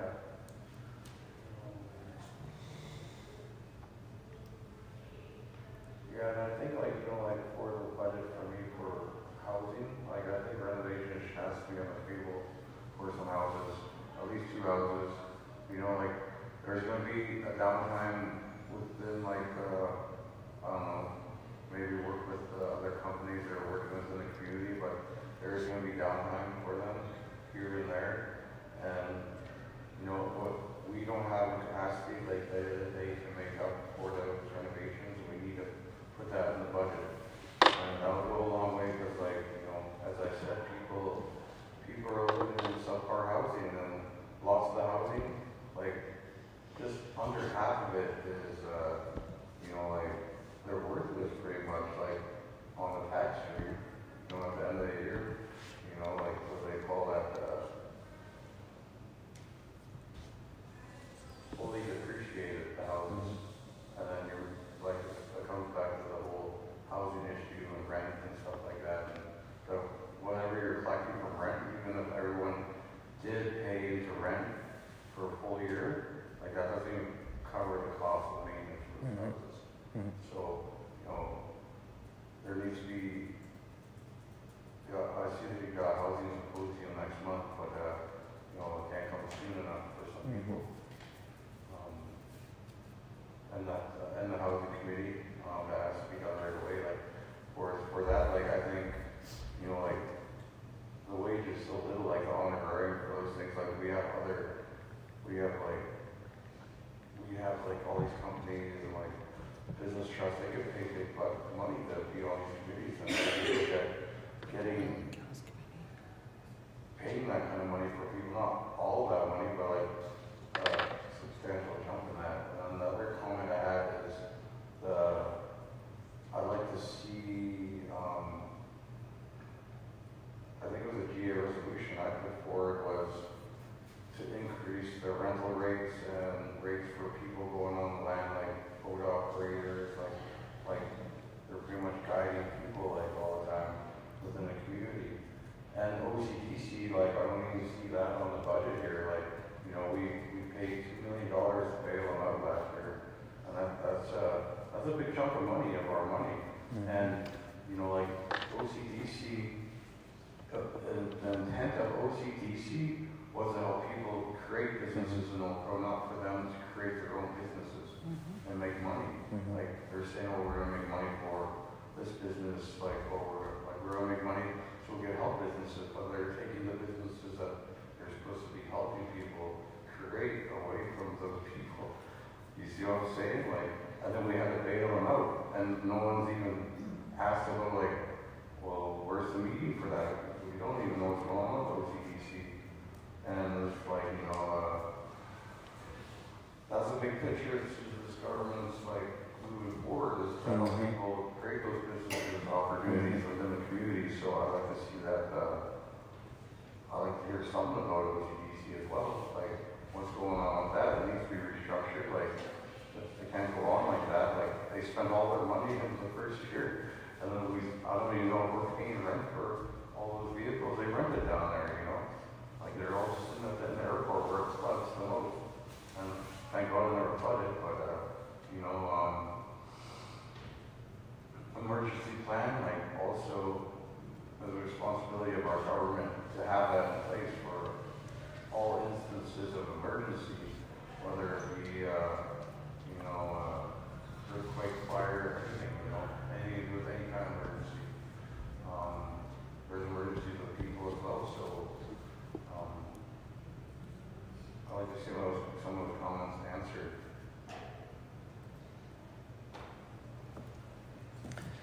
Yeah, Mahsi. We need them. We need them. So we do have a fully updated emergency binder that Paul is responsible. He took that responsibility volunteer. That was last updated in 2019. I can't remember the last time that binder was updated, but I knew it was needed. So we do have an updated emergency plan with muster points for fire, earthquake, flood, all of those things. There was a lot there. The nation building, what aspect was that? They were budgeted for? Well, you were talking about how to deal with rental arrears or an aspect of housing. Basically, I've tasked nation building with doing a strategy that looks at updating the existing policy. You talked about like increasing rent, like looking at paying rent. Okay, sorry. Oh, no. No. Sorry, I'll describe it. So I know that we're doing some work, and we have, Candace, sorry to put you on the spot. Have we updated our honorarium and cooks? Honorarium was updated and shared with directors last Friday. Yeah. So that's finished. Yeah. The other, it's Candace. The GA resolution on equipment rental, boat rentals and whatnot. I checked last week. It's with Erica. She's drafting it and I'm going to share it, and then we're going to move forward with that as well. Yeah. So happy. So we do have that near completion. I wanted to say on the housing, I completely agree. When we look at strategically, renovations can be done most of the time during the winter as well. Intergovernmental has been tasked with housing because it's such a priority. Housing is such a priority, and it touches every part of our community. We removed it from GS and put it to get accelerated movement on it. And I know that they were openly discussing, they identified a renovation team who could do complete renovations over a weekend. And we had worked with, why do I keep remembering? Roger Hamburg. Yeah, Pauline's husband. Yeah. Excuse me, who did reschedule. He was supposed to come to the community to do assessments. So, intergovernmental could also be identifying other streams for those renovations. But then we have, capacity, and we have to look at our scope, right? The time we have, the money we have, and the capacity, because that affects all of them. But we do need that larger, in-depth participation from the community. A housing symposium is laying that groundwork for a whole new approach to housing, which we really need. Another thing we need to be thinking about when we approach housing is, for instance, Dawson has a code for aesthetics. What is the future of buildings in Old Crow? Do we want to keep them wood paneled on the outside, or are we going to start having these modern houses, right? We have the whole complete community surveyed out of lots. But again, going back to the reorganization, we need strategic, documented, and budgeted orientation approaches to the government. For instance, our zoning bylaw, that wasn't fully adhered to when that's a $400,000 document. That document should be the cornerstone and the centerpiece to how we move forward. So departments and our efforts need to be organized around that. So these are the kinds of movements as a government we'll keep as the stars that guide us over the landscape of housing, and that symposium with our community is going to be a big part of that. So your comments are key, and we need to continue that conversation because it's going to give that direction and guidance to the housing department, which makes their job easier as well. A lot of work. It's going to take years, but we're all going to do it together.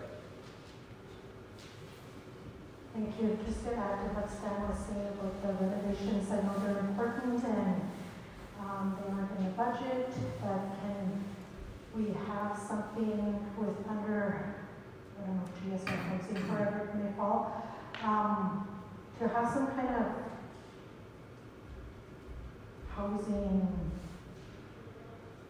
prevention or efficiency program where homeowners can take responsibility for maintaining their own houses? Because I know not everybody pays rent. Like, for example, if they get coffee in the winter, they can do their own windows, or they can put plastic. Like, government services doesn't have to come out there and do that. I understand for elders, yeah. But, like, I pay rent, I look after my house, I still have the same doorknob that when they gave me the key to enter it, and that's just me looking after my house. Like, there's no need for, like, houses that get so run down terribly, you know? That some people should be taking ownership, like, especially if they're not, you know, trying to pay rent and that, and they're looking for. Because I mean, I work for the First Nation, I pay rent, I don't even get anything maintained in my house. I do it all myself because I just do. Thanks. If I could just respond. When I was standing committee chair for GS in my previous term, we had been talking about doing citizen workshops on how to change a doorknob, how to seal your windows, how to just like do basic little maintenance stuff. But that wasn't like really, it obviously didn't come to fruition, but maybe we can start looking at doing things like that again, and just to build knowledge of tenant knowledge on how to maintain and do small repairs themselves. Sorry, just to add to that, I know the energy summit that just happened for the NR. Just them giving out that little quickly on the NR summit that just happened, and they gave out that little questionnaire, the survey, and it had a lot of questions about being energy efficient, and it really made me think, about the fuel I use and being energy efficient, and this just leads into like the housing. If there was a survey that something similar to community members aware. I really appreciate these questions, and although we may not have something specifically budgeted for renovations that's reflected in this budget right now, there are other budgets where that can come from. Now, I don't have that confirmed by at this moment, but what I'm trying to say is that if we brought up individuals to do assessments on renovations and identified a team to do the renovations, I'm not fully convinced that just disappeared all of a sudden. I apologize that I don't have a direct answer with the direct allocation and a timeline when those renovations are going to happen, but we can follow up on that. That's not a problem. When it comes to housing as well, we're in our baby steps to reestablish our position as a community on it in a long-term strategy, hearing from our people about where we're going to go as a government to do that. And I really welcome this upcoming General Assembly is going to be really important. It's a great time for some resolutions as well. There are other countries who have really built themselves up.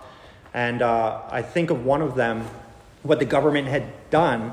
The government built all the public housing and then did a rent-to-own program where all the citizens over decades inherited their housing by paying them off.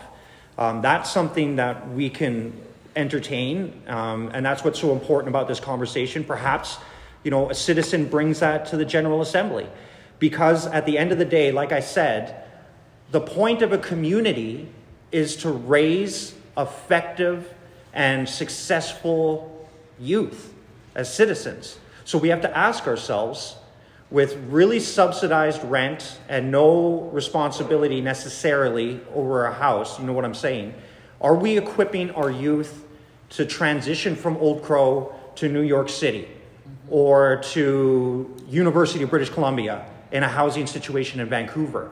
That's what this is really about, but also tailoring to the unique needs of our community. So again, that housing symposium is going to be really important because there's lots of good questions here as well. But I also want to let everyone know that a major tool, which is going to be coming forward this year, we're working with an economist, and they're putting together right now a engagement project with the community to have a census designed by the community members, and it's going to be measured against the happiness or the wellness index.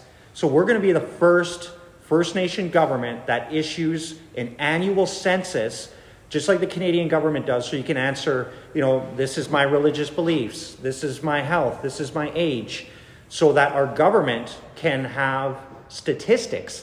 And imagine how powerful that is for leadership or directors to have direct access to statistics of our people across the nation, so that when council members go into meetings, although it's important that we carry citizens' concerns into those meetings and discuss their experiences, we also have the data, the numbers to help our decisions, which also is very, very powerful with the Canadian government. Because when we sit down with the Canadian government, we can tell them, look, we need more money in our federal transfer agreement because we have a housing crisis. The Canadian government negotiators will say, okay, we hear you, where's the proof? We need those numbers. So this is going to be very critical in making our government better to respond, get funding better. It's that type of growth, and housing will surely be reflected in all of that. Well, we only have 10 minutes left, so I just was wondering, I know, Stan, you have a lot of questions. I was wondering if anyone else wanted to jump in at all. Well, okay. Sorry. That's right, I didn't even look at the time. Wayne Baskin.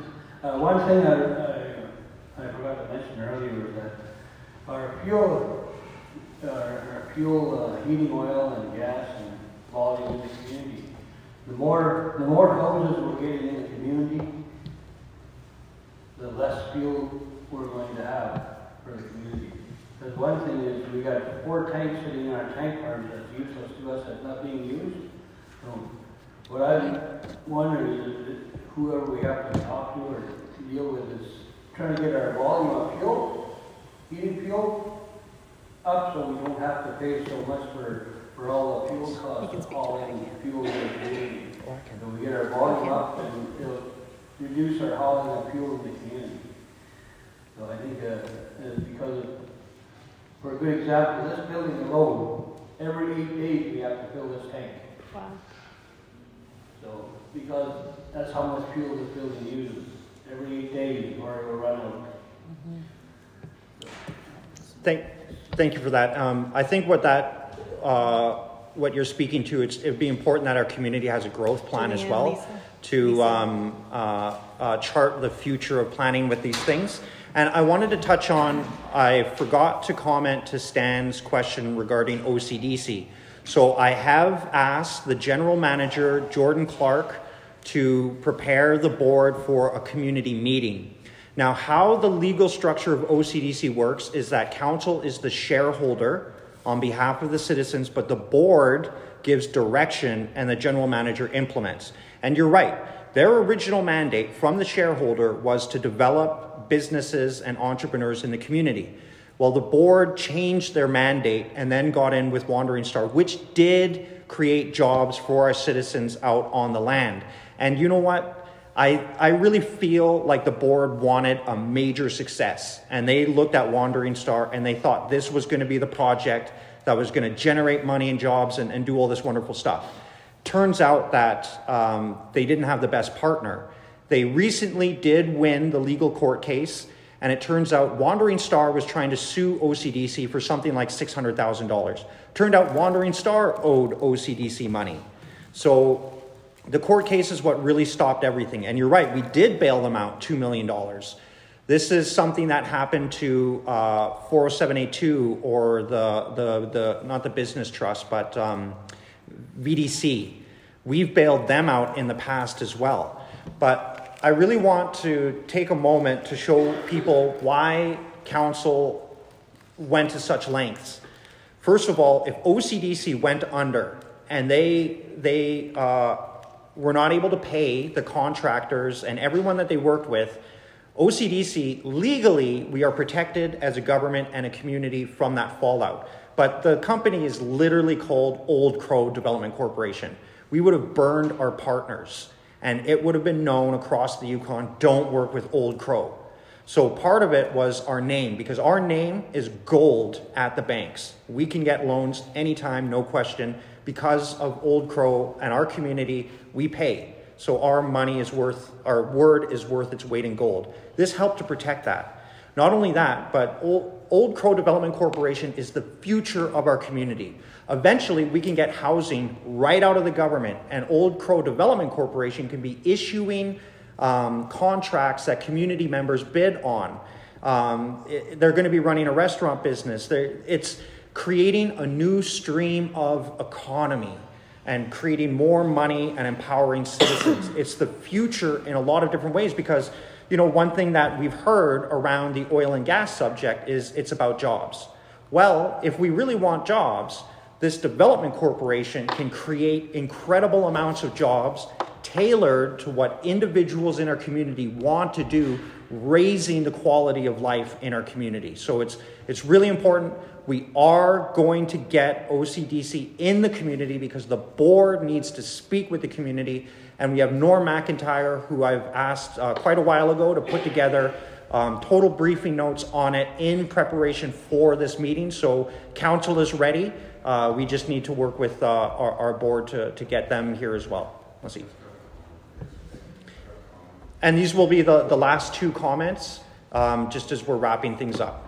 And all of your comments, please submit them in writing. Give us a call. We can write them down. This isn't the end of the conversation. Stan. Yeah, OCDC, like you just like at the end there, you started talking like they were going to do the same thing that they're doing before, but we need them to make those businesses with people. I think is the main point here. So they're like those people are empowered and in charge and can create a job for other citizens. The other thing I'd like to see in the budget too, like you mentioned, is life skills. Life skills is important. Like, I try to teach my son life skills. Like I know, like I don't know, about 15 years ago they had life skills like almost every year here. Like they had life skills like courses and everything for everyone here, for adults, for teenagers, for everyone. So I'd like to see that happen. And also, I'd like to know how you're going to reach out to all our beneficiaries on our beneficiaries list for the census. And how's that going to be classified? These people live outside of Yukon, these people live in Whitehorse, these people live in Old Crow, and you know, like, okay, I bet I know there's going to be questions on there like, well, would you like to move back to Old Crow? Blah, blah, blah, blah. But like, I'd like to know how we, as a government, are going to reach out to the beneficiaries that have never been to Old Crow, but like, we need to reach out to those people as well, because they are beneficiaries and citizens of Old Crow. Absolutely. And just imagine how many people want to move to our community that don't have the ability to. If I wanted to move here back when I did in 2014, there was no housing available. I moved in with my sister to help her, and I'm still in that house today, which has leaks in 2 places every spring as well. So definitely know about the housing situation. I just wanted to make a quick note as well that OCDC is legally obligated to repay that $2 million. It is a loan. It's not just a grant. They do have to pay it back. So that's part of their mandate as well. You're completely on point with the other comments. I am forgetting to answer one aspect of your question. Life skills, yes. Even though that life skills may not be budgeted, we do have training funds. So it's up to departments to utilize those training funds. But these are discussions we've had on council. And so we're hiring a training officer. And this training officer's job will be to implement the training budget right across the entire government. But you are right. And what I'd really like to see is life skills training being mandatory as part of working for the government. But we also need this conversation to be brought to Deborah Lee, who manages the Yukon University, because she can really bring that up as well. And that would really help us with capacity, but ensuring that it's in the community. for us as a government, we can do things like mandating if you're going to be on SA. It's mandatory that you take a life skills course to keep receiving SA. So we can work together, and you're right, we need to do that. I've spoken to individuals that were part of life skills in the past. It's really key. This is about growth, education, and when you educate people, you never lose. It's retained and carried by your people. Just Lisa. Exactly. Yeah. And imagine if we had it mandated as being an employee in the government. There's something in marketing called a critical mass. If you want change, you need 12 or 15% of the population that are with you, 100%.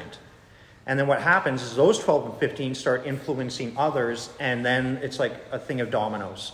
So let's look at the kind of change we want in the community, and VG as a government has a big opportunity to be a leader in change in the community, because our employees are community members. What happens outside of the community comes into our office, and what happens in our office goes out into the community. So we need to build those boundaries, healthy relationships, and really lead together. Cheryl. I just wanted to say that education is working with Erin Gregoros. She's in our safety here in Old Crow. She's done Aboriginal Shield with our students here in Old Crow, and she's in White Horse now, so we're working with her and Glenna, and we're going to be offering that hopefully to Old Crow again, and to our students as well in White Horse. Thanks. Nice. Mahsi, I would like to make some closing comments. Sorry, can we let Lisa ask her question? Oh, yeah.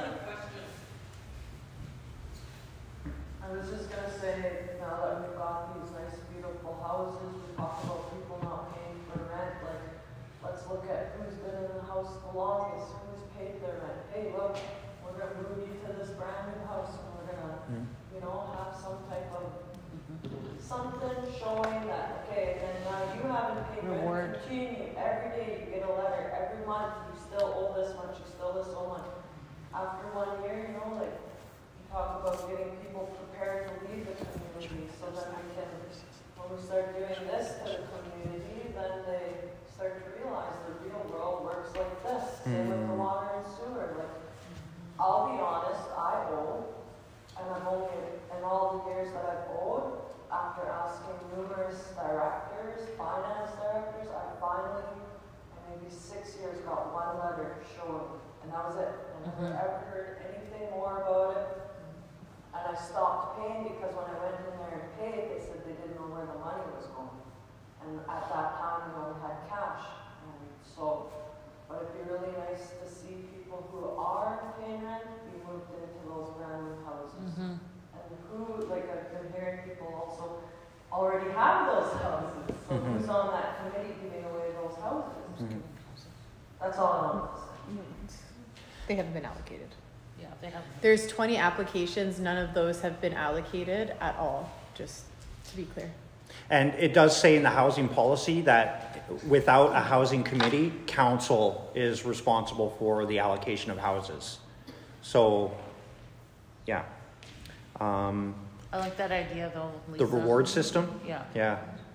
Yeah, I think that's really great. And this goes to show why that housing symposium is so important and our community's feedback. Our community members are the experts. And as council and leadership, through the executive, right out through the government, our large responsibility is administration. But the other side of that responsibility is we don't have to be the experts. Our job is to facilitate the community's resolutions, the community's direction, and get that implemented. And that's what I really appreciate about the job, is because, and I said this early on, when I go into a meeting, my back should be to a wall that I have no way to go backwards. And in some of the media that I've spoken with, like with CBC, when they did a 2-part series on us, I really wish they would have put in a clip where I told them that people in Canada look at me as if I'm a climate leader. But they need to look through me and they'll see a community. It was a community that gave us the resolution to be climate neutral, carbon neutral by 2030. It was the community that built that solar panel project. It was not me. So that's really important. So how can we empower citizens, empower their voices, and make them know that they are that powerful partner that we require as a government to do our job? And this is part of the journey. And not everyone was here for the beginning of the discussion, but what I want to do is really empower those citizens and say it again. What our community is feeling is legitimate. It is. We need to be tough on the issues, but soft on people. We have a responsibility together to carry on our traditions as community members. And I believe one of our most advanced technologies as Gwich'in people that our culture was built upon was the strength of our relationships and our partnerships. That's why I believe our people thrived in the North, because we worked together. We all have a responsibility in tough times through intergenerational issues to keep those coals alive and to stoke them, because the partnerships that we make now, what we work together on, our children will inherit. We're not going to remember, no one will remember these conversations in 50 years. What they will remember is our successes. And no one succeeds alone, especially in the North. We do it together. When our children look back, I want them to see the work that we did together, that we came out of a historic pandemic with a little bump in our population, but also that we came out of it strong, that as Gwich'in we were challenged and we met that challenge. It gets tricky when we speak about relationships, when we speak about lateral violence, or even some of the heated feelings at public meetings. But I want to say that feeling and that passion that people have is legitimate. It's real. But we all have that responsibility to make it in a good way that inspires all of us to move forward together. That's all of our responsibilities. But that doesn't come from nowhere. When people feel frustrations because of the lack of housing, because of the lack of mental health support, because of the lack of programming and services from government, those things are real. They are real. But we have to address them, have those honest conversations, and work on them. Because as a person who is wholly responsible for the state of our government and moving forward, just imagine what it must be like to be in council's seat or even the executive directors. We know what the issues are. And we are working as hard as we possibly can. And I'm very, very proud of our work, and especially our teamwork and working together. And we do have tough and even awkward conversations. And one thing that I'm really proud to bring to you is, believe me, your council members bring the hard issues to the table, and they don't hold back. But at the end of every meeting, we do it stronger. Now imagine if our community did that. No one could stop us. Now imagine if our nation did that. You are so powerful. You are already influencing one of the largest governments in the world. When the President of the United States and the Prime Minister of Canada sit down and make commitments around the protection of the porcupine caribou, you guys did that. And you did it by giving us a mandate. And when I went into the meetings or any of our representatives, we have no choice but to move forward. That is our community. If you can shape the future of one of the largest governments in the world, housing is not an issue. Our mental health is not an issue to shape it. We are at a deficit, but we are going to address it together. And we have every tool and every opportunity where our responsibility together is to do it in a way that brings us strength, that we do not take away from one another, that people feel pride and they feel safe to bring their voice forward. And we have a responsibility on council to facilitate that. We really need our people to be empowered. We need you to know how strong that you are, because we need your help. We need your help to make it through all of this. I think that we already have enough for our children to look back and be proud of the work that we're doing and we've done, especially with real issues that we're facing. Everyone, we have to understand, is hurt. And much of the difficult issues that we face as a community are trauma responses. The amount of deaths that we've seen as a community is not okay. The lack of services that we seek are not okay.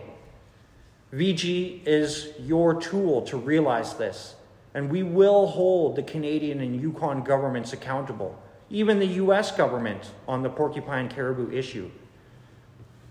As someone who is in the heart of these issues, I see a way forward.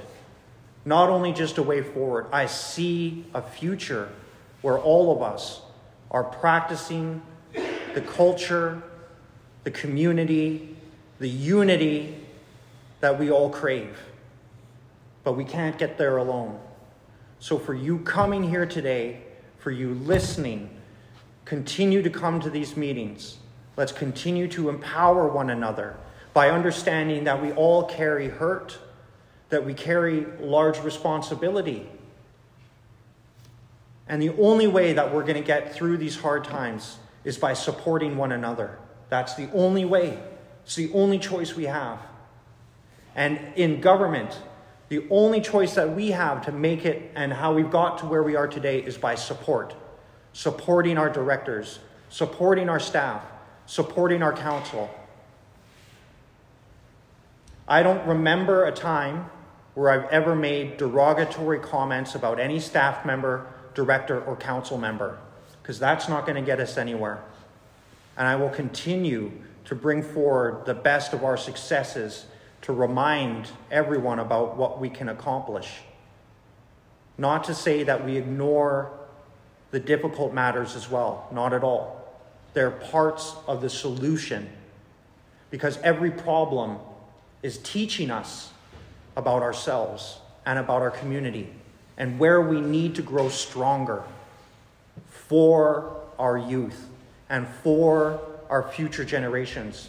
Because sitting in front of me right now is our future elders. And I want all of us to be able, as those elders, to tell our children and grandchildren and youth about the hard times we faced and how we came out of them together, so we can give them the advice that we learned during these hard times. It's okay to have breakdowns, but we have to get up. We have to stand up, and we have to pick each other up and brush each other off and move forward. And I believe that's what we are doing right now. And it starts as simple as saying hello to someone, as being there and fostering and taking care of our relationships. Talk is easy. Action is another step. I hope today informed everyone about some of the actions that the government is taking, that let you see how seriously that we take our current situation, but also the remedies to moving into the future. But most importantly, I hope that you leave this meeting stronger, more informed, so that we may work together. Please submit any more comments to take a look at the budget. We will do a reading line by line over the radio. We have 15 days until the second reading. From the bottom of my heart, Mahsi Cho for coming. This, like I said, our level of democracy that we practice as Gwich'in is sacred, because not all people around the world get to enjoy the level of democracy that we have, but we have to recognize that it's also fragile. What we have is like fine china, and that is not a weakness, it is a strength, because it deserves and demands to be treated with the respect that beautiful, fragile things have. Mahsi, everyone. Have a good day.